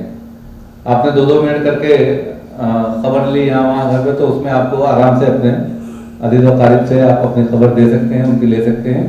और जो लोग नेट यूज़ करते हैं उनको बता दें कि 500 MB, GB नहीं है, MB, उसमें नेट फ्री मिलता है। ये फौरी जरूरत चलाने के लिए, उसके बाद आप जो है ना वो अपना रिफिल कार्ड मिलता है, वो लीजिए, रिफिल कराइए और अपना यूज़ कीजिए। तो ये सिम कार्ड का हो गया। सिम कार्ड के लिए आप फौरी तौर पर परेशान मत होइएगा उम्रा करने के बाद ही, क्योंकि आप जा रहे हैं तो पहले उम्रा करना है और उसमें आप इन चक्करों में पड़ेगा, रास्ते पे थके हुए होंगे, जाने के बाद में आधे लोग तो ये कि सो जाते हैं रूम मिलने के बाद। तो ऐसे टाइम पर हम उसको बुलाएंगे तो मालूम पड़ा कई बार बुलाना पड़ेगा, तब जो है एक्टिवेट होगा। यहाँ पर आप अपने घर वालों को ये बोलकर जाइए, या जो लोग घर वाले आए हों वो समझ लें, उनको बता दीजिए, समझा दीजिए कि आप 3 दिन के लिए तो भूल जाइए, कोई खैरियत लेने की कोशिश मत करिए। क्यों? उसकी जगह दो है। एक तो यह है कि आप जो है वो हज के लिए जा रहे हैं, अल्लाह के दरबार में जा रहे हैं हाजिरी देने, वहां भी जो है आपको यहाँ का ख्याल ना छोड़ के जाएं और यही लगे रहे लोगों के साथ में, तो आपका ज़हन और दिमाग लगेगा कहाँ वहां। तो आप जा रहे हैं, एयरपोर्ट से निकले तो आपका तलबिया पढ़ना स्टार्ट हो जाना चाहिए। लब्बैक अल्लाहुम्मा लब्बैक, लब्बैक ला शरीका लक लब्बैक, इन्नल हम्दा वन निअमता लक वल मुल्क ला शरीका लक। हाजिर हैं ऐ अल्लाह, हम हाजिर हैं, आपका कोई शरीक नहीं है, ऐ अल्लाह हम हाजिर हैं। यही पढ़ते हैं ना, इन्नल हम्दा, सारी तारीफें आपके लिए हैं, वन निअमता, सब नेमतें आपकी हैं, लक वल मुल्क, और सारी बादशाही आपके लिए है, ला शरीक लक, और इसमें कोई शरीक नहीं। हम जो है ना ये अल्लाह के बारगाह में ये पेश करते हुए, ये तलबिया पढ़ते हुए जाते हैं। अब इसके अंदर में किसी के पास मोबाइल है तो अच्छा हुआ, पहले एक्टिवेटेड मिल जाता था। तो अभी भी कुछ लोग ऐसे हैं जो कि सिम का इंतजाम यहाँ वहां से कर लेंगे, कोई सऊदी रहता है, कोई कहीं रहता है, मालूम पड़ा कि वो लेकर आ गया, तो उनसे भी गुजारिश है कि बंद करके रखें। ऐसा नहीं हो कि वहां पहुंचने के साथ में यहाँ से रिश्तेदार लग जाएं, अच्छा, या आप फोन लगा के बस में बैठे लोग तलबिया पढ़ रहे हैं और यहाँ के बाद हाँ अभी हम लोग मक्के की तरफ जा रहे हैं, अभी जो है ना वो गाँव नजर आ रहा है, आपका दिमाग तो यहाँ लगा हुआ है। आप कहाँ, पहले दिन तो भूल कर जाइए, सबको छोड़ कर जाइए। किसकी बारगाह में जा रहे हैं, किसके दरबार में जा रहे हैं, और उसके दरबार की हाजिरी में भी एक बादशाह और एक हुक्मरान यहाँ पर, उसके यहाँ हाजिरी देने जाएं तो आपका दिमाग कहीं नहीं जाएगा, वहीं का वहीं रहेगा। तो ये दूसरी बात यह है कि जो बात कर रहा, कोई एक भी बात कर रहा हो तो पूरे लोग, बस के लोग डिस्टर्ब होते हैं। फिर आप सुकून से वहां भी पहुंचे तो होटल में भी दिमाग लगा हुआ है, और अभी तो आपका उम्रा नहीं हुआ, मालूम पड़ा यहाँ बिजनेस भी चालू हो गया। तो ये चीजों से परहेज कीजिए। जाते ही लोग पागल हो जाते हैं व्हाट्सएप के लिए, फोन के लिए, तो अल्लाह के लिए इसको आप कब तक भूलेंगे मैं बता देता हूं आपको। आप यहां से जाएंगे 1 तारीख को 5:30 की फ्लाइट है। आप अगर सब कुछ आसानी से हो गया तो आप सुबह में 8-9 बजे तक आप वहां पहुंचेंगे। अगर उससे पहले पहुंचे तो आपकी किस्मत, फिर तो बहुत अच्छा हो गया। लेकिन आप 8-9 बजे से लेकर 12 बजे तक कभी भी आप वहां पहुंचेंगे तो वहां तो ये होगा कि आप जो है ना थोड़ा आराम करेंगे, अगर कुछ पहले पहुंच गए, उसके बाद दोपहर का खाना है। दिन में दोपहर में दोहर के टाइम जाकर वहां उमरा नहीं करते इसलिए कि बहुत धूप होती है उसके अंदर में, और बहुत वहां तेज धूप होती है। तो उस सूरत में मर्दों की क्या है, मर्दों का सर खुला रहता है, चाहे भी तो कुछ ढाक ले नहीं ढाक सकते, इसलिए कि एहराम की हालत में होते हैं। तो वहां अक्सर लोग तो खाली वो धूप की वजह से बेहाल हो जाते हैं।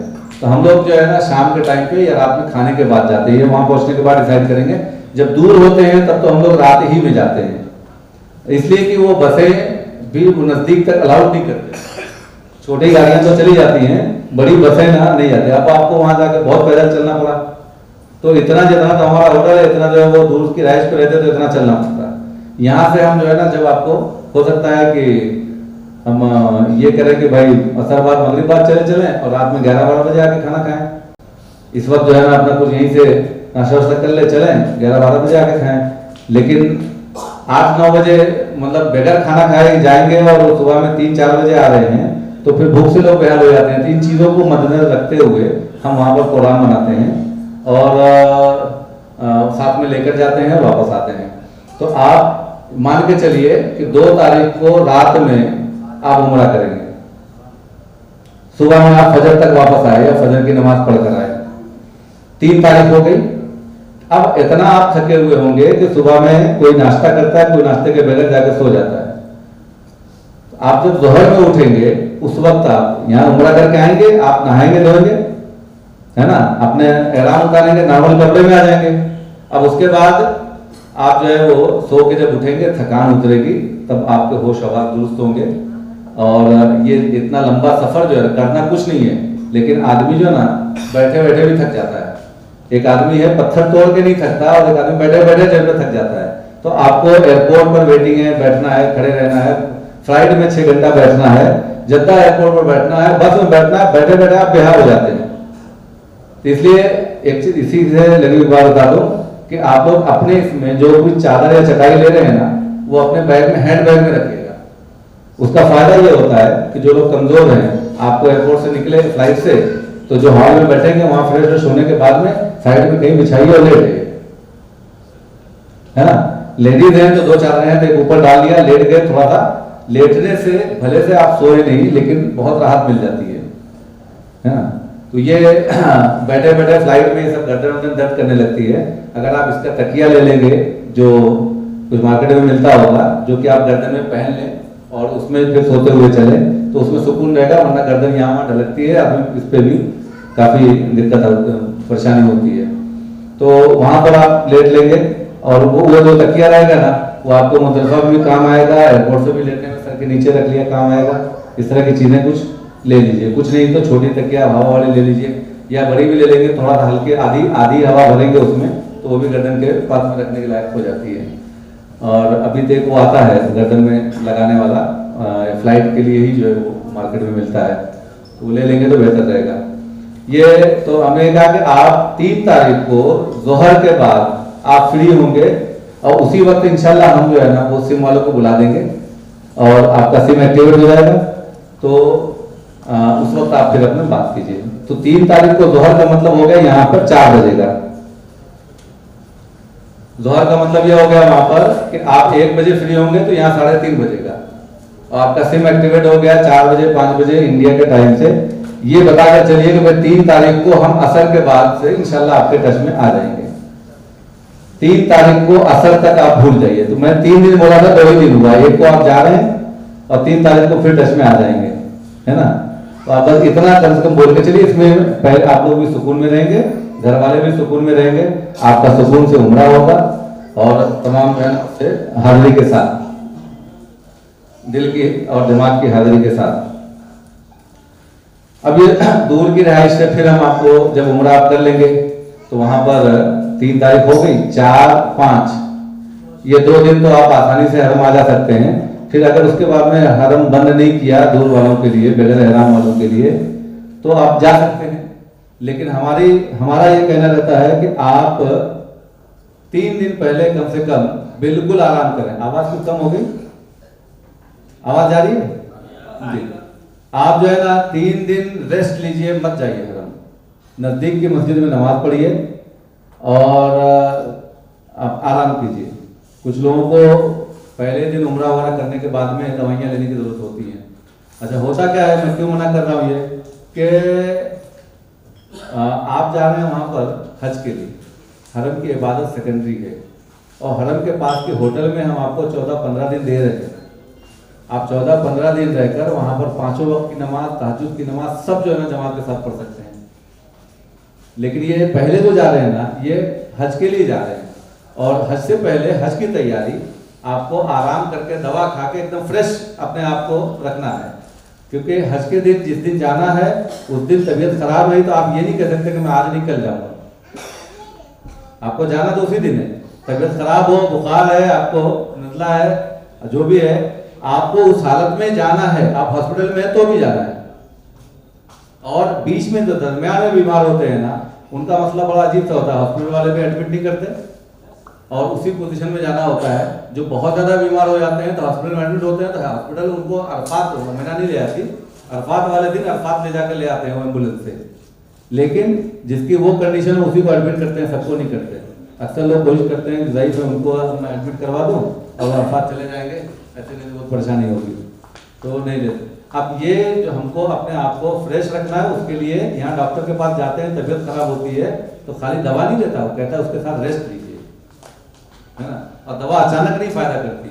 आप दवा खाते रहे, मेहनत करते रहे तो दवा नहीं फायदा करती, ये आपके डॉक्टर मतलब बताते हैं, आपको जानते हैं। तो आप जो है दवा खा के आराम करेंगे तो फिर आप फ्रेश होंगे। तो ये आप हज से पहले 3 दिन आप हरम ना जाएं तो ये बेहतर होगा। बाकी इस पर इंशाल्लाह वहाँ भी बात करेंगे। अब हज के बाद आगे हज के लिए जब हम जाएंगे तो उसकी तफसीलात फिर वहाँ आपको इंशाल्लाह बताएंगे। यहाँ पर उसके लिए वक्त जाएगा, जो लोग हैं वहाँ पर हम भी मौजूद होंगे इंशाल्लाह। उसके बारे में सब वहाँ बताएंगे कैसे क्या करना है, क्या नहीं करना है, क्या ले जाना है आपको मीना अरफात के लिए, क्या छोड़कर जाना है, ये तमाम चीज़ें इंशाल्लाह वहाँ पर बात करेंगे और उसकी तफसील बताने जाएंगे तो अभी आधा घंटा आपको और निकल जाएगा।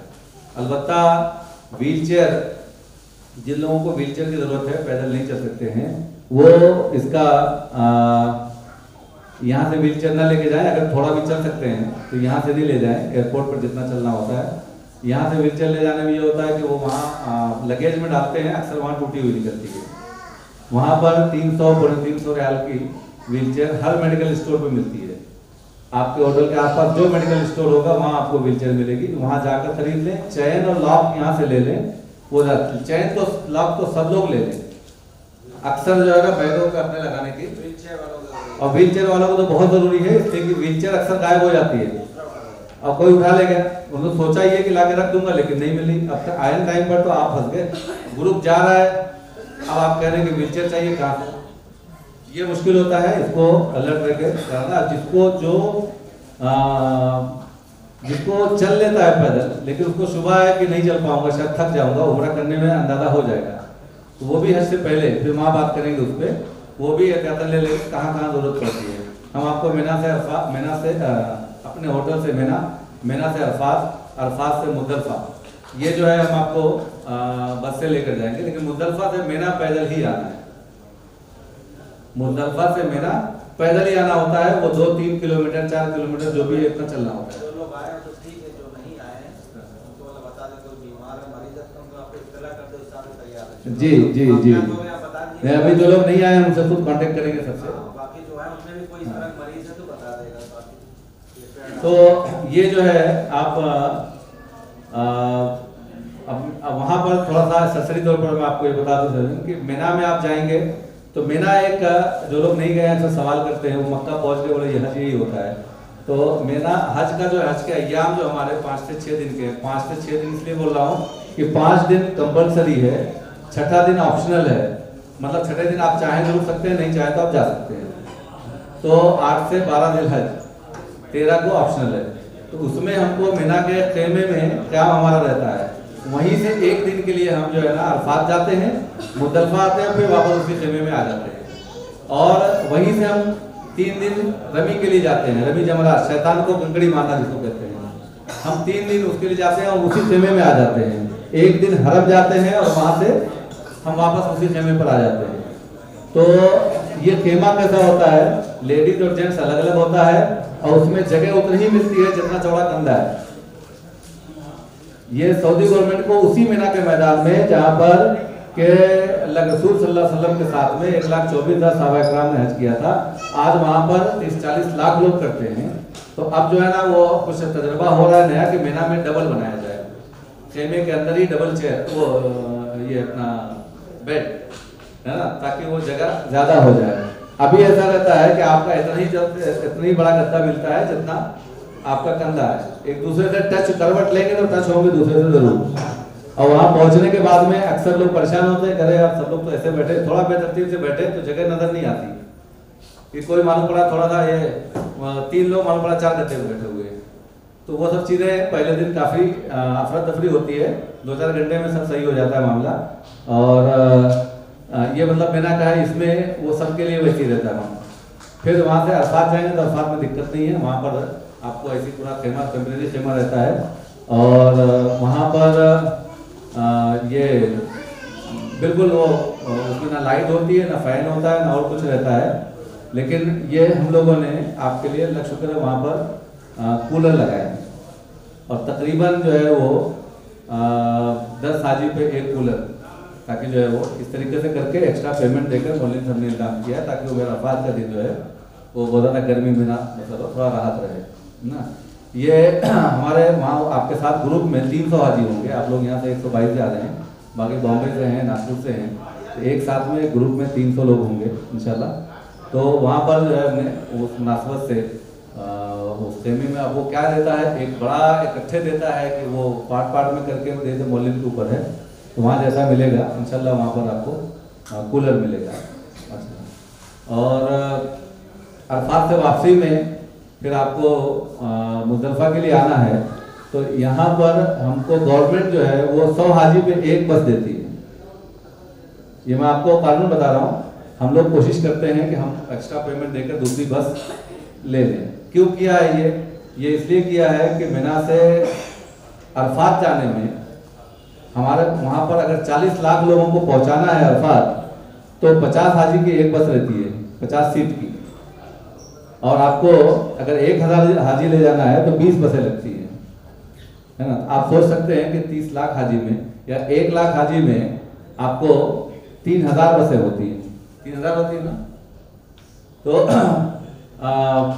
20,000 पे 20 हो गई तो 1 लाख पे 200 बसें, 20,200 ना, 20,000 बहरहाल मतलब ये कि आपको 40 लाख लोग इकट्ठे जाना है और एक टाइम के अंदर पहुंचना है।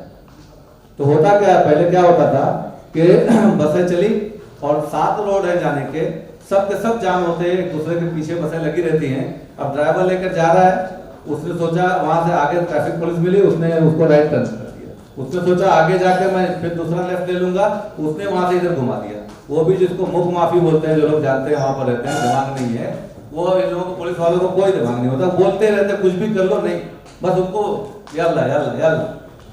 और इसमें जो है अच्छे खासे लोग, यही पैदल चलने वालों भी होता है, कहीं रुकने नहीं देते, यल्ला यल्ला यल्ला। हम चाहें कि मतलब रुक जाए, अपने हाजी पीछे आ रहे इंतजार कर लें, तो बस वो रफ्तार स्लो करते हैं, जैसे रवि के के लिए जाते हैं रफ्तार स्लो करते हैं ताकि पीछे वाले शामिल हो जाए। जहाँ खड़े हुए वहां कोई कोई चप्पे चप्पे में पुलिस वाले लगे रहते हैं। तो ये बसों का होता है, बसें मालूम पड़ा कि अरफात में वक्त पर नहीं पहुंच सके, जो अरफात जो बस नहीं पहुंची तो हाजी का हक नहीं हुआ, तो गवर्नमेंट ने फिर ये बसें कम कर दी। और अभी ट्रेन का जो सिस्टम शुरू हुआ तो काफ़ी कुछ कवर जो है वो ट्रेन से होता है, वो जो स्टेशन के करीब के खेमे हैं उनको ही ट्रेन मिलती है, सबको नहीं मिलती। जिसको ट्रेन मिलती है बस नहीं, जिसको बस मिलती है ट्रेन नहीं। तो ये सिस्टम होता है, इसको इंशाल्लाह हम वहाँ से आप लोगों को बस से लेकर आएंगे। लेकिन होता यह है कि आपको जितना मैक्सिमम लोग बैठ सकते हैं सीटों पर, नीचे ऊपर, वो सब बैठ कर आते हैं। और इंतज़ाम तो हम कोशिश करते हैं, लेकिन वेट करना होता है, उसके लिए दूसरी बस का भी इंतजाम होता है। ये असल में क्या होता है, मौलवी को गवर्नमेंट की तरफ, मिनिस्ट्री ऑफ हज की तरफ से जो बसें मिलती हैं उनको कहते हैं रद्दैन, यानी 2 चक्कर। 100 हाजी जाना है, एक को छोड़ कर आए तो दूसरे को आकर लेके जाएंगे, ये उनका सिस्टम है ना, 2 बार। लेकिन वो उसके लिए दूसरे के लिए इंतजार करना होता है। अब यहाँ पर लोग एकदम जल्दी में होते हैं, जा रहे हैं तो साथ में चले जाए, तो खुद से जो है लोग इंतजार नहीं करते, बोले नहीं इसी में हम भी बैठ के चले चलते। तो हम लोग कोशिश ये करते हैं कि मौलवी की बस का इंतजार करने के बजाय हम दूसरी बस का कोई कर लें, और इंशाल्लाह होगी, अब तक होती रही है। और बहुत सारे लोग जो है वो इसमें पैदल चलने के भी ख्वाहिशमंद होते हैं, उसके बारे में फिर हम वही बात करते हैं। उसके लिए जो मतलब पूरा काफिला ही पैदल चल रहा होता है, जितनी देर में बस आते हैं उससे जल्दी पैदल वाले पहुँच जाते हैं। तो ये चीज़ें इंशाल्लाह वही चल के बात करेंगे। अभी आप जो है ना वापस आ गए हज करने के बाद में अपने दूर वाली बिल्डिंग पे, यहाँ पर आप 1 हफ्ता रहेंगे। आप फिर उसके बाद में नज़दीक के होटल पे आप शिफ्ट हो जाएंगे, जो आपको जैसा मैंने बताया था हज का सीज़न होता है 1 हफ्ता पहले 1 हफ्ता बाद। तो किसी को अब एक होटल जो है ना उसमें 1000 लोगों की है, तो 200 लोग पहले खाली कर दिए 4 दिन के बाद, तो किसी को होटल वाले ने पहले दे दिया, किसी को बाद में दिया, लेकिन आखिरी जो है ना तो 1 हफ्ते के बाद में ये होता है। तो वहाँ इंशाल्लाह आप ये 500 मीटर पे देना हो तो दूसरी होटल है हमको जो है ना वो 4 दिन के बाद में मिल जाती है, लेकिन ये एकदम नज़दीक वाली ये है तो उनका वो एग्रीमेंट भले से पहले दे दें, एग्रीमेंट तो उनका वो करते हैं जो उनकी अपनी पूरी सहूलत के साथ में, जिसमें कोई आगे पीछे ना हो, क्योंकि वो गड़बड़ करेंगे तो उनको वो अपना मिनिस्ट्री ऑफ हज में जो उनकी फिर वो लताड़ पड़ती है, उनको फाइन लगता है। तो इसके हिसाब से हम इंशाल्लाह नज़दीक वाली होटल पे शिफ्ट होंगे 1 हफ्ते के बाद। आपको एक कार्ड देंगे हम, पासपोर्ट के साथ मिलेगा, जो आपका ID कार्ड होगा, आप जो है वो अपने गले में उसको पहने रहेंगे, लेडीज जेंट्स सब लोग, और उसमें आपका सामने फ़ोटो होगा, कंपनी का नाम लिखा होगा, फ़ोटो होगा और पासपोर्ट नंबर लिखा हुआ होगा, उसमें हमारा मोबाइल नंबर लिखा हुआ होगा सऊदी का, और कहीं आके से भटके आदमी तो उस पर फ़ोन कर ले या किसी से करवा ले, किस नंबर पे कर ले। और उस कार्ड के पीछे आपको तीनों होटलों के नाम, एड्रेस और वहाँ कब से कब तक रहना है, डेट, ये सारी चीज़ें मिलेंगी इंशाल्लाह। जो है वो उस पर पूरा रात के साथ में सब वो डेट वगैरह लिखकर मिलेगी। और यहाँ से आप नज़दीक में पहुँचेंगे हरम के पास, वहाँ पर आप 14 से 15 दिन रहेंगे, और आप फिर उसके बाद वहाँ से हम लोग मदीना मुनव्वरा जाएंगे, यानी आखिरी का 10 दिन जो है वो मदीना मुनव्वरा है, और वहाँ से फिर हमारी वापसी होगी। तो ये पूरा सिस्टम है, बाकी चीज़ें जो है वहाँ चल के बात करेंगे इंशाल्लाह। कुछ चीज़ें हैं जो छोटी मोटी मैं आपको बताते चलूँ। यहाँ पर आप जमाल का बोर्ड देख रहे हैं, ये बैनर जो है जमाल टूर्स एंड ट्रैवल्स का लगा हुआ है। ये कुछ लोगों का इसमें जमाल का वीज़ा लगा हुआ है, कुछ लोगों का अलहम्द का लगा हुआ है, और कुछ लोगों का आरिस टूर्स एंड ट्रैवल्स का लगा हुआ है। तो ये तीनों कंपनियाँ अपनी ही हैं।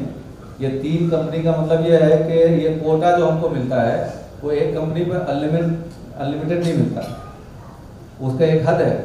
तो ये हमारी तीनों कंपनियाँ जो है वो चूँकि हम ही ऑपरेट करते हैं तो उसमें नाम तो हम यही यूज़ करते हैं जगह, लेकिन जिस कंपनी में वीज़ा लगता है वो जिस मतलब जमाल का सबका नहीं लग सकता, तो उसमें हमारा जमाल फुल हो गया तो अलहम्द फुल हो गया, तारीख इस तरह से करते हैं। और उसी कंपनी का जिसका वीज़ा लगा उसी का बैग भी आपको मिलेगा, लेकिन सबको तीनों कंपनी के हाजी को मतलब एक ही साथ में रहना है, सारे इंतजाम सबके एक ही साथ में, सब ऑपरेट करने वाले हम ही जिम्मेदार हम ही। बच्चा हमारा आपके साथ में जाएगा, अहमद जमाल नाम है उसका, और अभी वो इसमें नहीं आया है, एयरपोर्ट पर भाई मिलेंगे, और जो बच्चा मिलेगा अहमद जमाल वो इंशाल्लाह ले जाएगा। काफ़ी होशियार है, बच्चे से मुराद मतलब छोटा बच्चा नहीं है, वो पूरा हज का काम वही संभालता है। सब लोग रहेंगे, जितने लोग हैं यहाँ पर आप दिखाई दे रहे हैं सब लोग एयरपोर्ट पर रहेंगे इंशाल्लाह। तो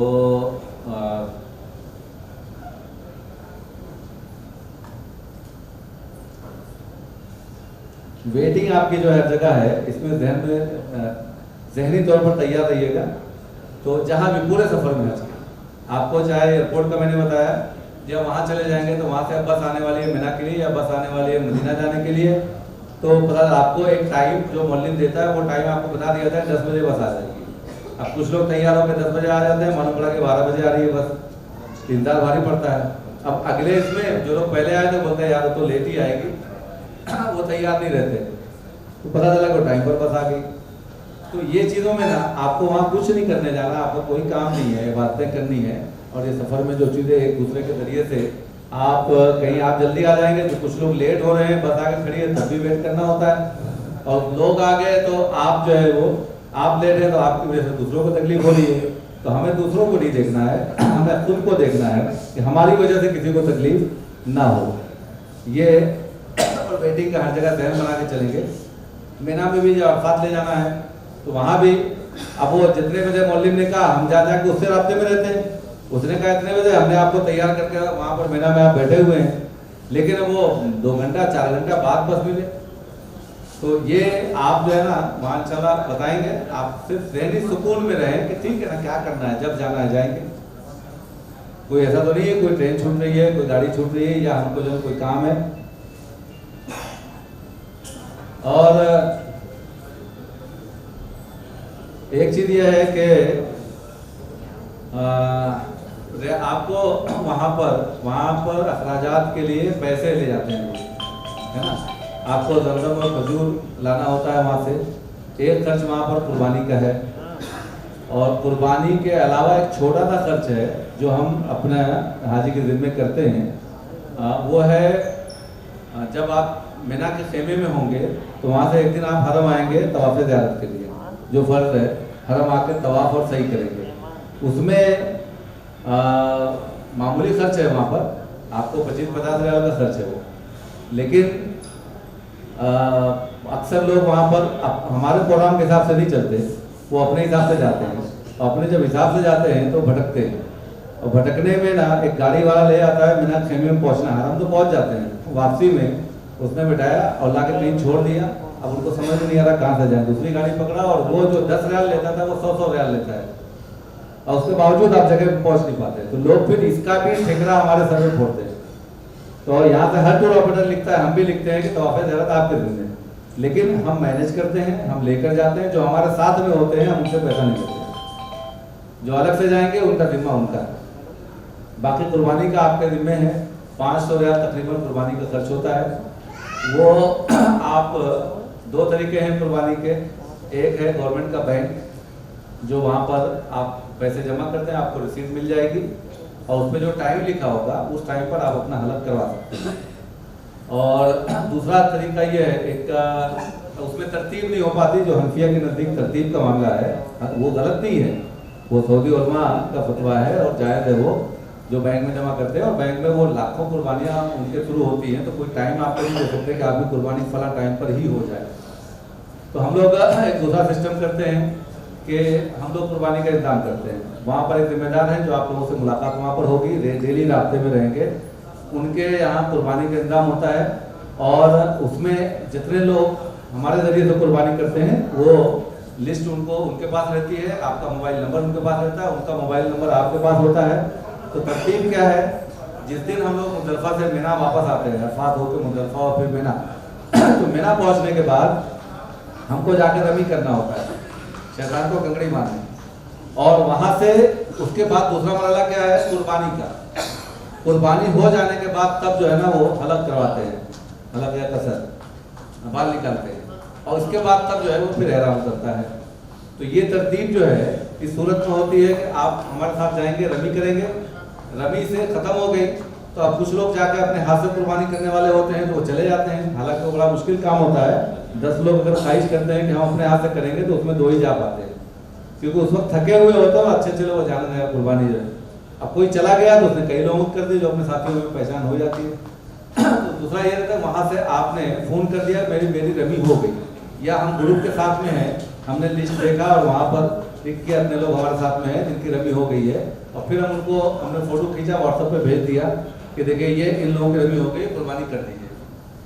तो ये कुर्बानी जो है वो होके फ़ोन आ जाता है कि फला फला की हो गई। जब तक आप खेमे पहुँच रहे हैं अपने, तब तक में आपको जो है वो कुर्बानी आपकी हो गई। आप खेमे पहुँच के आप अपना जो है वो बाल निकालिए, अलग करवाइए और अपना नहा धो के आराम बदल दीजिए।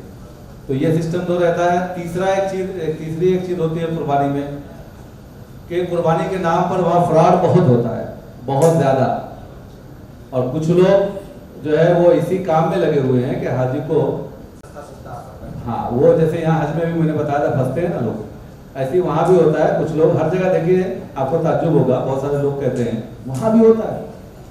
मक्के में भी चीटिंग होती है, मक्के में भी फ्रॉड होता है। जो अल्लाह से डरने वाला है ना, तो अल्लाह ताला तो यहाँ भी है, हिंदुस्तान में भी। जो अल्लाह से डरने वाला है वो यहाँ भी नहीं करेगा, और जो अल्लाह से डरने वाला नहीं है वो पहली दफ़ा जब वहाँ जाता है तो उसके तो जज्बात अलग होते हैं, लेकिन फिर धीरे धीरे मुर्दा हो जाते हैं। और फिर जो वहाँ भी रह कर सब चीटिंग फ्रॉड करता है। जिसको अल्लाह का डरना वो कहीं भी कर सकता है, ईमानदारी तो अल्लाह के लिए होती है। तो वहाँ भी लोग ऐसे घूमते हैं कि आपको ज़रा सा लिंक आपको मिला रिश्ते नाते का, आपके पास आ जाएंगे, ये फला नाना के खालू के फला मैं ये हूँ। अब आपके थोड़ा सा कुछ पेप्सी और फ्रूट व्रूट ला के आपको दे दिया। परदेश में कोई अपना मिल जाता है तो बड़ा अच्छा लगता है। अब वो 1-2 दिन आपसे आए गए, मिले, फ़ोन पे बातें रही, और उसके बाद में तीसरे दिन वो आया तो बोला अच्छा आपको कुर्बानी क्या कर रहे हैं? तो कुर्बानी तो हमने अपने टूर वाले को दे दिया है। तो कितने में दिया है? 500 रियाल में। अरे हम 400 में करवा देते हैं। अब आपका दिमाग में आया अरे यार यहाँ तो ये जो टूर वाले तो हर जगह लूटते हैं, ये हर जगह कमाने की कोशिश करते हैं, नहीं दिए होते तो बेहतर था।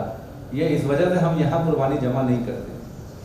आपको बता दें, कोई बहुत जिद करता है तो ये बोल कर लेते हैं कि आप चाहें तो हमको चलने के बाद में आप मांग लेना वापस, कहीं और देना रहता, गलत मत करना।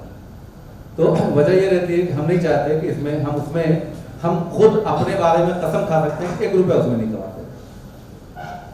हम जो काम कर रहे हैं उसमें जो कुर्बानी करवा रहे हैं उनको बहरहाल वो उसमें उनको मिलता है। होता क्या है, आपको 500 रियाल की कुर्बानी है तो 400 रियाल का जानवर होता है, 40 रियाल उसकी कटवाई होती है, कुछ किराया भाड़ा लगता है, कुछ जो है काम करने वाला, मेहनत करने वाला वो लेता है, जो ये सब मैनेज करता है, बराबर है। अब वहाँ अगर कोई आपको 400 रियाल में कुर्बानी आपके ले रहा है तो जाहिर सी बात है कि वो कुछ तो पैसा कमाने के लिए काम कर रहा है ना। अब वो 300 रियाल में वहाँ कोई जानवर नहीं मिलता। आप पूरा बकरा मंडी में चले जाएंगे, घूम लेंगे, आपको 300 रियाल में कोई जानवर नहीं मिलेगा। तो ऐसे लोग जो है ना वो आपका कुर्बानी का पैसा लेते हैं, जेब में रख लेते हैं, आपको फोन कर देते हैं कि हो गई कुर्बानी। तो ये बदनामी से बचने के लिए हम जो है ना इसको थोड़ा अवॉइड करते हैं। वहाँ चल के अपनी मर्जी से आप चाहेंगे तो जमा करेंगे तो हो जाएगी, नहीं तो आपकी मर्जी जहाँ चाहे करवा लें। अलबत्ता इसमें लोग ये कहते हैं हमने तो दे दिया था, वो नहीं किया तो उसके ऊपर गुनाह। ऐसा नहीं है। अल्लाह ताला इन्नमल आमालु बिन्नियात, अल्लाह ताला अमाल का फैसला आपकी नियतों पर करेगा। आपकी नियत क्या थी, आपकी नियत क्या ये नहीं थी कि यहाँ पर शुबा तो है लेकिन मेरा पैसा बच रहा है, 100 रियाल बच रहा है। अरे लाखों रुपए आप खर्च करके जा रहे हैं, 100 रियाल के चक्कर में अपनी कुर्बानी को शुबा में डाल दे रहे हैं। जहाँ 100% है वहां करवाना चाहिए। आप नहीं जा रहे, कोई जा रहा है, जो करने वाले पे एतमाद नहीं है तो कोई जा रहा है, उसके हवाले कर दीजिए, वो जाकर अपने हाथ से कर ले, कम से कम क्लियर कट में तो होगा। या बैंक में जमा कर दीजिए ना, सऊदी गवर्नमेंट के बैंक में जमा कर दीजिए, आपको सिर्फ मिल जाएगा। वहां तो ये है कि होगा। तो वहां पर आप सऊदी बैंक में आपने पैसा बचाने के लिए नहीं किया, जो रेट वहां है वही रेट हमारे यहाँ है। आप वहां जमा करेंगे तो मुतमईन होने के लिए। वहां ये बोल सकते हैं कि नहीं भी किया होगा गवर्नमेंट ने तो वो जाने, हमने तो कर दिया।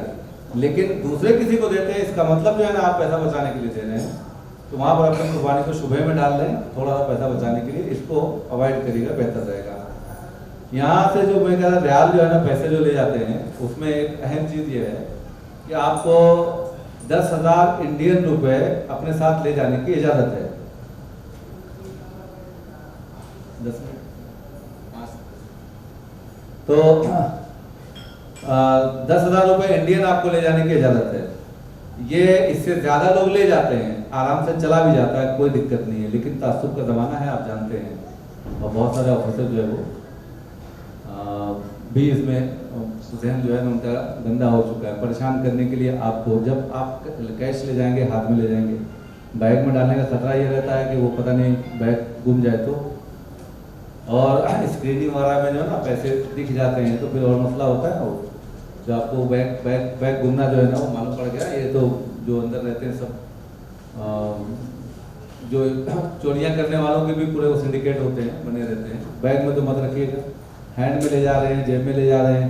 एयरपोर्ट से आप अंदर गए, लगेज हो गया, बोर्डिंग हो गई, आप जो है इमिग्रेशन हो गया, अंदर गए तो आपके हैंड की स्क्रीनिंग होती है और आपके सारे सामान आप हैंड में डालते हैं या ट्रक उस पर रखते हैं और वहाँ स्क्रीनिंग होती है और आप निकलते हैं। एक ऑफिसर चेक करता है, उसने चेक किया, अच्छा ये क्या निकाली, पता चला कि करेंसी है ज़्यादा है, जो आपकी लिमिट है उससे ज़्यादा है, या फॉरेन करेंसी है जिसकी कोई रिसीट नहीं है, तो वहाँ आपको परेशान करेगा। अब वो आप या तो फिर रिक्वेस्ट करें छोड़ दे या फिर आपसे कुछ ले दे के छोड़े। वहाँ ये नहीं हो सकता मैं बाहर भाई खड़ा है जाके दे के आता हूँ, आप बाहर नहीं आ सकते। तो वहाँ इस परेशानी में अपने आप को डालने से बेहतर ये है कि आप जितना है उतना ही ले जाइए और जितनी 10,000 रुपये के हिसाब से हो तो उतना ही रखिए। बाकी पैसे जो है आप यहाँ जमा करवा दीजिए। रियाल वगैरह, डॉलर वगैरह ब्लैक में तो बिल्कुल मत लीजिएगा। जो लेना है वो आपसे रिसीट के साथ में वाइट में, ताकि वो आप डंके की चोट पर रख सकें, पैसे के साथ में आपकी रिसीट भी हो। यहाँ से दूसरा ये है कि आपने जहाँ जिसके ज़रिए से बुकिंग की है डायरेक्ट हमारे साथ में है, तो आप वो पैसे जितना आपको ले जाना है आप वो पैसे जमा कर दीजिए। आज का रियाल का रेट है 1850 का, अब आगे पीछे होते रहता है। जिस दिन आप जमा करेंगे 10 पैसा 20 पैसा आगे पीछे जो रहेगा वो एक रेट हम फिक्स कर देते हैं। अभी हम 2-1 रोज में हम वो जो बल्क में हम लेते हैं रियाल हम ट्रांसफ़र करते हैं, वो रेट फाइनल हो जाएगा। वही रेट जो है ना आप लोगों को भी मिल जाएगा। तो आपका यहाँ जमा करेंगे तो आपको रसीद मिल जाएगी। कोई दूर है अकाउंट में डाल दे तो उसके पास खुद रसीद होगी और व्हाट्सएप पे उसको हम रसीद भेज देंगे कि आपका जो है को 18,500 रुपये आप जमा करेंगे तो 1000 रियाल आपका बनता है। तो 1000 रियाल आपका हमारे पास जमा है। वहाँ पर आप जाकर जब चाहेंगे उसको 100-200 रियाल आप ले लीजिए, चलाइए। और आप जब हज से वापस आ जाते हैं तो फिर जो है ना वो पैसे आप अपने पूरे ले लीजिए, क्योंकि हज से पहले 100-200 रियाल की ही ज़रूरत होती है, तो इससे ज़्यादा की नहीं होती है। तो दूसरा ये होता ये है कि अगर आप यहाँ से इंडियन पैसे लेकर जाते हैं और कुछ नहीं, एयरपोर्ट पर कोई मसला नहीं आता, लोग लाख रुपए लेके जाते हैं, 2-2 लाख लेके जाते हैं और निकल जाता है। वहाँ पहुँच गया। अब जब जिस दिन आप हज के लिए जाते हैं, उम्रे के लिए तो जा रहे हैं 4 घंटे 5 घंटे में आ जाएंगे, लेकिन जिस दिन हज के लिए जाते हैं तो 5-6 दिन के बाद आना है होटल पे। पूरा होटल सन्नाटा हो जाता है। पहले तो उम्रे के लिए जा रहे हैं, मालूम पड़ा कि है रूम में लोग हैं या यहाँ लोग हैं, आ जाएंगे। उस वक्त तो 5-6 दिन का मामला होता है। तब क्या होता है कि लोग लाके हमारे पास पैसे जमा करते हैं, भाई ये मेरे पैसे रख लो। अब हमारे पास इतने पैसे जमा हो जाते हैं। वो पैसा रखने का भी मसला होता है। वो पैसे हम भी किसी के पास रखते हैं, एक तो लिखा पढ़ी करें, फिर जो है किसी के पास रखें और वहां से गुम गया तो अल्लाह शुक्र अभी तक नहीं हुआ। लोगों के साथ तो हो चुका है हादसा, दूसरों के। हम वहां पर रखते हैं, ये हमारे साथी वहां रहते हैं, इनके पास रख दिया। ये पहले 20 साल मक्के में रह चुके हैं तारिक भाई, इनके पास हम रखवाते थे। तो अब यहाँ रखा हुआ है, वहां से चोरी हो गया तो क्या इनसे जबरदस्ती हम मांगेंगे कि भाई आप हमको दीजिए, ये आप तो हमसे लेंगे? ये बहुत बड़ा मसला होता है। तो उसका बेहतर ये है आप यहाँ से जितना ले जाना है पैसे आप यहीं जमा करवा दीजिए, रसीद ले लीजिए उसकी, और वहाँ से आपको जितना रियाल चाहिए वो आप लेते रहिएगा। और आप जितने पैसे ले जा रहे हैं मक्के की रिहाइश में 1 महीने के अंदर आपको लगता है कि मुझे और पैसे मंगाने चाहिए और ज़रूरत है, तो वहाँ आप हमसे बात करेंगे। हम आपको अकाउंट नंबर दे देंगे या आप जिसके थ्रू आपने बुकिंग किया है वहाँ पर जाकर आप पैसे जमा कर दीजिए, आपको वहाँ रियाल मिल जाएगा, है ना। तो उसमें जो है वो ये कुछ लोग ये सवाल से बचने के लिए मैंने बात कही है तो कितना लेके जाएं, जितना भी आपको ले जाना है, जो भी आप सोच रहे हैं ले लें। वहाँ पर मेरा अपना अंदाजा होता है 50,000 रुपये एक आदमी का, क्योंकि देखिए यहाँ से ना आपको लेने के लिए वहाँ कुछ नहीं है, जमजम और खजूर के अलावा सब चीजें यहाँ मिलती हैं, वहाँ से सस्ती मिलती है। जानमाज लेंगे तो तुर्की का जानमाज यहाँ भी मिलता है, वहाँ भी मिलता है। वहाँ तुर्की का जानमाज सबसे अच्छा माना जाता है, वहाँ भी मिलता है, यहाँ भी मिलता है। खजूर और जमजम 2 चीजें लाने की हैं, कितना लाएंगे? यहाँ से मुझसे उम्रे में या हज पे जाने वाले सभी हाजी वहाँ वाले नहीं हमको वहाँ कुछ नहीं लेना है, लेकिन यकीन मानिए आपका एक आदमी पे 45 और 10 हाथ में 55 किलो लगेज फ्री है। 2 लोग हैं तो कितना हो गया 110 किलो। लेकिन 90% ऐसे लोग होते हैं जिन कोई भी उस लगेज से कम उनके पास सामान नहीं होता। हर कोई आखिरी दिनों में यही बात करता है, भाई किसी के पास मेरा कोई लगेज ज्यादा हो गया, कुछ इसका एडजस्टमेंट हो सकता है। ये हर कोई पूछते फिरता है। इसलिए जो है ना मैं ये कह रहा हूँ कि मैं समझता हूँ, मेरा अंदाजा है 50,000 रुपये के हिसाब से तो खरीदारी होती ही है। तो जो भी है आप से ज़्यादा ले जा सकते हैं, कम ले जा सकते हैं, कोई वो नहीं है। आप कंट्रोल अपने आप को कर सकते हैं। तो आपका सिर्फ जो खर्च है वो 500 रियाल का है। वहाँ पर चाय, नाश्ता, खाना, लॉन्ड्री, ज़्यारत, वहाँ की ट्रैवलिंग सब हमारे जिम्मे है, सिर्फ कुर्बानी आपके जिम्मे है। चाय हम 2 टाइम देते हैं, नाश्ते के टाइम और असर से पहले। असर में लोग जाते हैं तो फिर ऐशा के बाद ही आते हैं। तो खाने के बाद वो 1 बजे दोहर खत्म होती है और 3:30 पौने 4 बजे असर शुरू हो जाती है, वहाँ अज़ान हो जाती है। तो अब जो है ना वो 2 टाइम भी आपको चाय वहाँ रहती है। और वैसे चाय तो 24 घंटा तकरीबन आप समझ लीजिए 18 घंटा तो मिलती ही है घूम फिर के, लेकिन वो ब्लैक टी होती है। दूध वाली चाय जो बन के आती है वो ये 2 टाइम होती है। नाश्ता खाना अल्हम्दुलिल्लाह अच्छे से अच्छा रहता है, लेकिन उसके बावजूद हम ये नहीं कहते कि हम आपको मुतमईन कर लेंगे खाने के सिलसिले में। क्योंकि खाने का मसला ये है कि लोगों का जायका एकदम अलग अलग होता है। एरिया वाइज छोड़ दीजिए, आप तो यहाँ यूपी से हैं, हमारे पास तो गुजरात से भी हैं, कश्मीर से भी हैं, बॉम्बे से भी हैं, और बॉम्बे में रहने वाले लोग जो है ना, हर इलाके के लोग बॉम्बे में रहते हैं और सबके घरों में अपने अपने अलग अलग उसके हिसाब से डिश बनता है। तो यहाँ पर यूपी की एक चीज़ वो है कि दाल ज़रूरी होती है, बराबर ना, चाहे कोई भी खाना हो, गोश्त हो, मछली हो, कुछ हो, दाल जो है वो ज़रूरी खाते हैं, तो वो उसका लिहाज करते हैं कि हर वक्त रखते हैं। इसके अलावा आपका वेज नॉन वेज दोनों होता है, और ऐसा नहीं कि कोई एक आइटम है आपको अच्छा लगा या नहीं लगा खाना है। मैं सिर्फ ये कहता हूँ कि आपको अगर ये लगे कि हम कंजूसी कर रहे हैं तो आप शिकायत कर सकते हैं, और दूसरी इस पर शिकायत कर सकते हैं कि हमारे और आपके घर में जितना रोजाना जिस तरीके से खाना बनता है, आइटम उससे कम हो तो आप बता शिकायत कर सकते हैं। ये कंजूसी नहीं करते, अल्लाह शुक्र है, लेकिन मुतमईन ना होने की बात जो है ना, वो असल ये होती है, एक घर में, आपके घर में अगर 8 लोग हैं, 10 लोग हैं, वहां देख लीजिए, अब गौर कर लीजिए, थोड़ा सा समझ में आएगा। सबको हर चीज सबको नहीं पसंद होती है एक साथ। कोई जो है ना वो गोश्त नहीं खाता, तो कोई है वो भिंडी नहीं खाता, कोई जो है ना किसको ये नहीं पसंद है, किसको वो नहीं पसंद है। ये चीजें अपने घर में होती हैं, और हम उसके बावजूद जो है सबकी पसंद से, 10 लोगों की पसंद से अलग अलग खाने नहीं बनते हैं, हम एडजस्ट करते हैं उसको।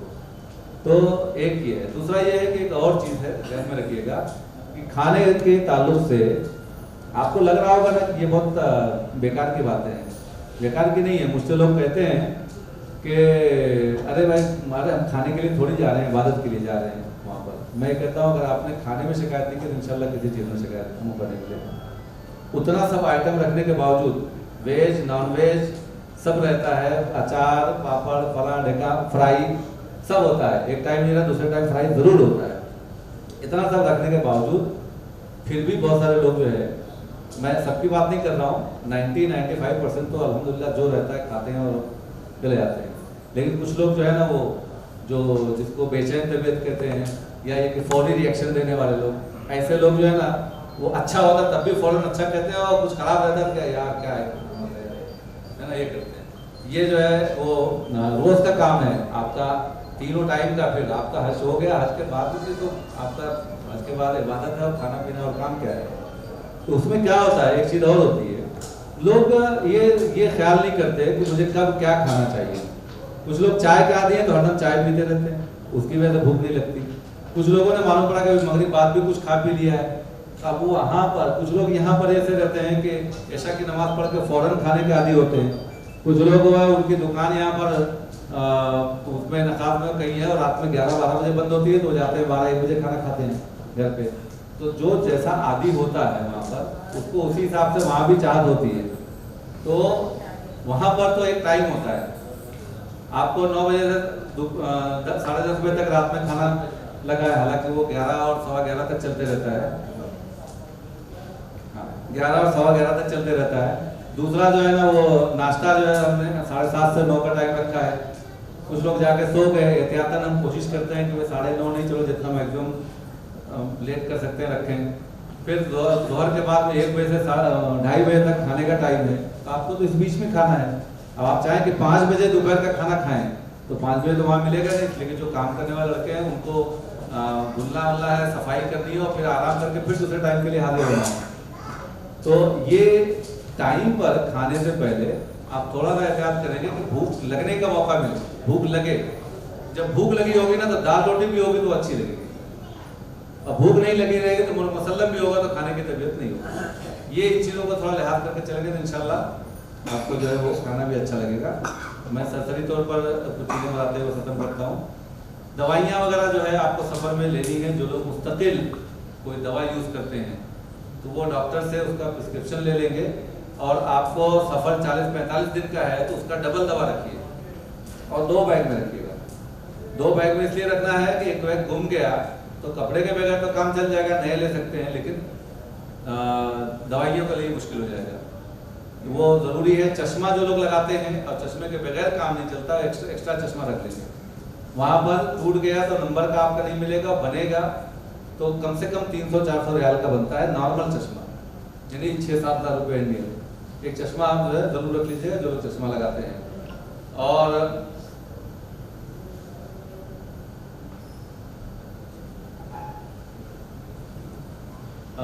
इसमें अभी इस साल एक अहम चीज़ है, नया कानून आया है सऊदी गवर्नमेंट का कि हम लोग यहाँ से जद्दा एयरपोर्ट से जाते हैं, चाहे उम्रे में या हज में, तो जिस बस में हम बैठते हैं उसी बस में हमारा सामान लोड होकर जाता है हमारी बिल्डिंग पे। लेकिन इस साल उनका एक नया कानून आया है जो कि प्राइवेट टूर ऑपरेटर पे तो लागू नहीं है, इंडिया के, पाकिस्तान और बांग्लादेश सबका हो गया है, इंडिया की हज कमेटी का भी हो गया है। ये है कि आप हाजी बस में बैठ कर चले जाएंगे, सामान बाद में जाएगा। सामान कैसे जाएगा? एयरपोर्ट से वो लोग फिर सामान की गाड़ियाँ जो होती हैं उसमें क्या होता है, सामान जो होता है ना वो बस में रखने में अक्सर जो है वो यहाँ से वहाँ चेंज हो जाते हैं, तो उनको सब में बड़ी दिक्कत होती है। तो उन्होंने अपनी आसानी के लिए काम किया है कि सामान यही छोटे, अपना हैंड बैग लेकर आप खाली चले जाइए। तो हैंड बैग लेकर जाएंगे तो ये लोग क्या करते हैं कि गाड़ियों में वहाँ भेजते हैं, एक मैदान है उसका नाम है खुदई, वहाँ बस वो सब बैग पहुँचते हैं, वहाँ से मौलिम के वहाँ फ़ोन आता है कि आपके ग्रुप का सामान आ गया है। मौलिम वहाँ गाड़ी भेज के मंगाता है और लेकर फिर वो हमारे बिल्डिंग को पहुँचाता है। तो ये सब जो है ना, आप पहुँचेंगे 2 तारीख को, मालूम पड़ा 4 तारीख को आपका बैग आ रहा है, ऐसा मुमकिन है। हालांकि ये हमारे लिए अभी लागू नहीं हुआ है, लेकिन मैं अभी 4, 5 और 6 तारीख वहाँ 4 से ग्रुप शुरू हुआ है, तो मैं वहीं था मक्के में, जो लोग पहला ग्रुप लेकर जाते हैं और हज करके फ़ौरन आ जाते हैं। हम आखिर का जा रहे हैं तो हम हज के बाद सारी बातें करेंगे। तो जो वहाँ पर 3 ग्रुप पहुँचे, 2 ग्रुप का ऐसा मामला, 3 ग्रुप पहुँचे, 2 ग्रुप का ऐसा मामला था कि उनका सामान उनके बस में साथ में आ गया, लेकिन एक ग्रुप का सामान खाली हाजी आ गया, सामान वहीं रह गया।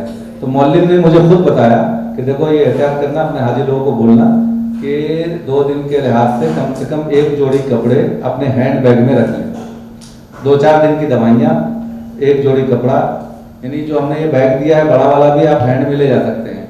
तो हैंड के हिसाब से जो है ना, इसमें आप इस तरह की चीज़ें जो ज़रूरी हैं वो उसमें रख लेंगे। हो सकता है आपको तीसरे दिन आपका सामान आए, है ना, ज़्यादा उम्मीद है कि साथ में जाएगा, लेकिन एहतियात ज़रूरी है।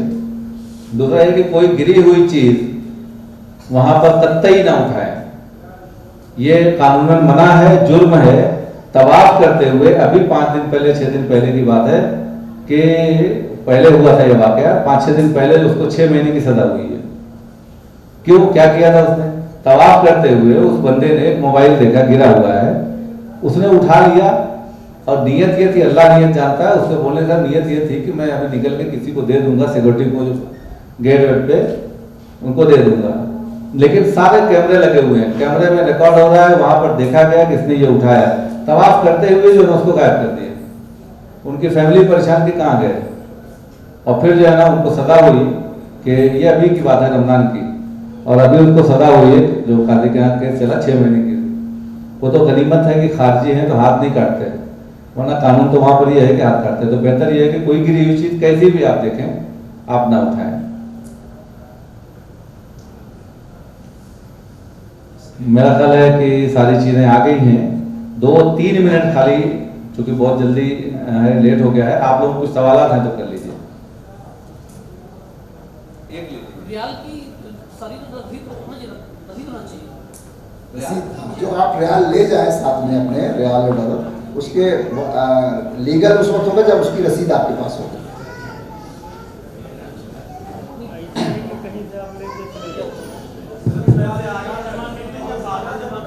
जी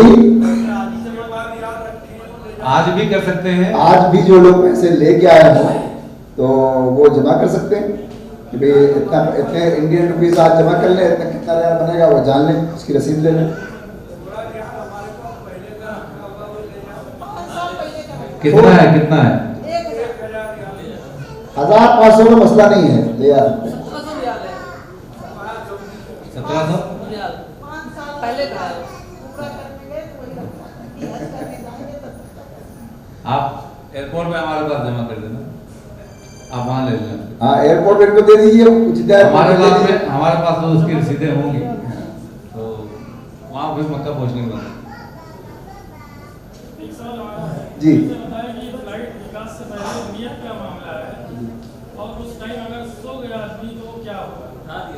नहीं, वो जो ऐलान होगा तो ऐलान होते ही जो अपने जो लोग मौजूद रहेंगे, जैसे अहमद जमाल आपके साथ जाएगा, तो वो आपको भाई नियत कर ले मीकात का, आ गई है, तो एक दूसरे को जगा लेते हैं और एक दूसरे को कर देते हैं। अनाउंसमेंट फ्लाइट में होता है, एहराम लखनऊ एयरपोर्ट। आप अपने घर से भी आप चादर एहराम बात क्या सकते हैं, नियत मत कीजिएगा। अपने घर से भी वसूल करके, जैसे लखनऊ के जो लोग हैं वो आ सकते हैं,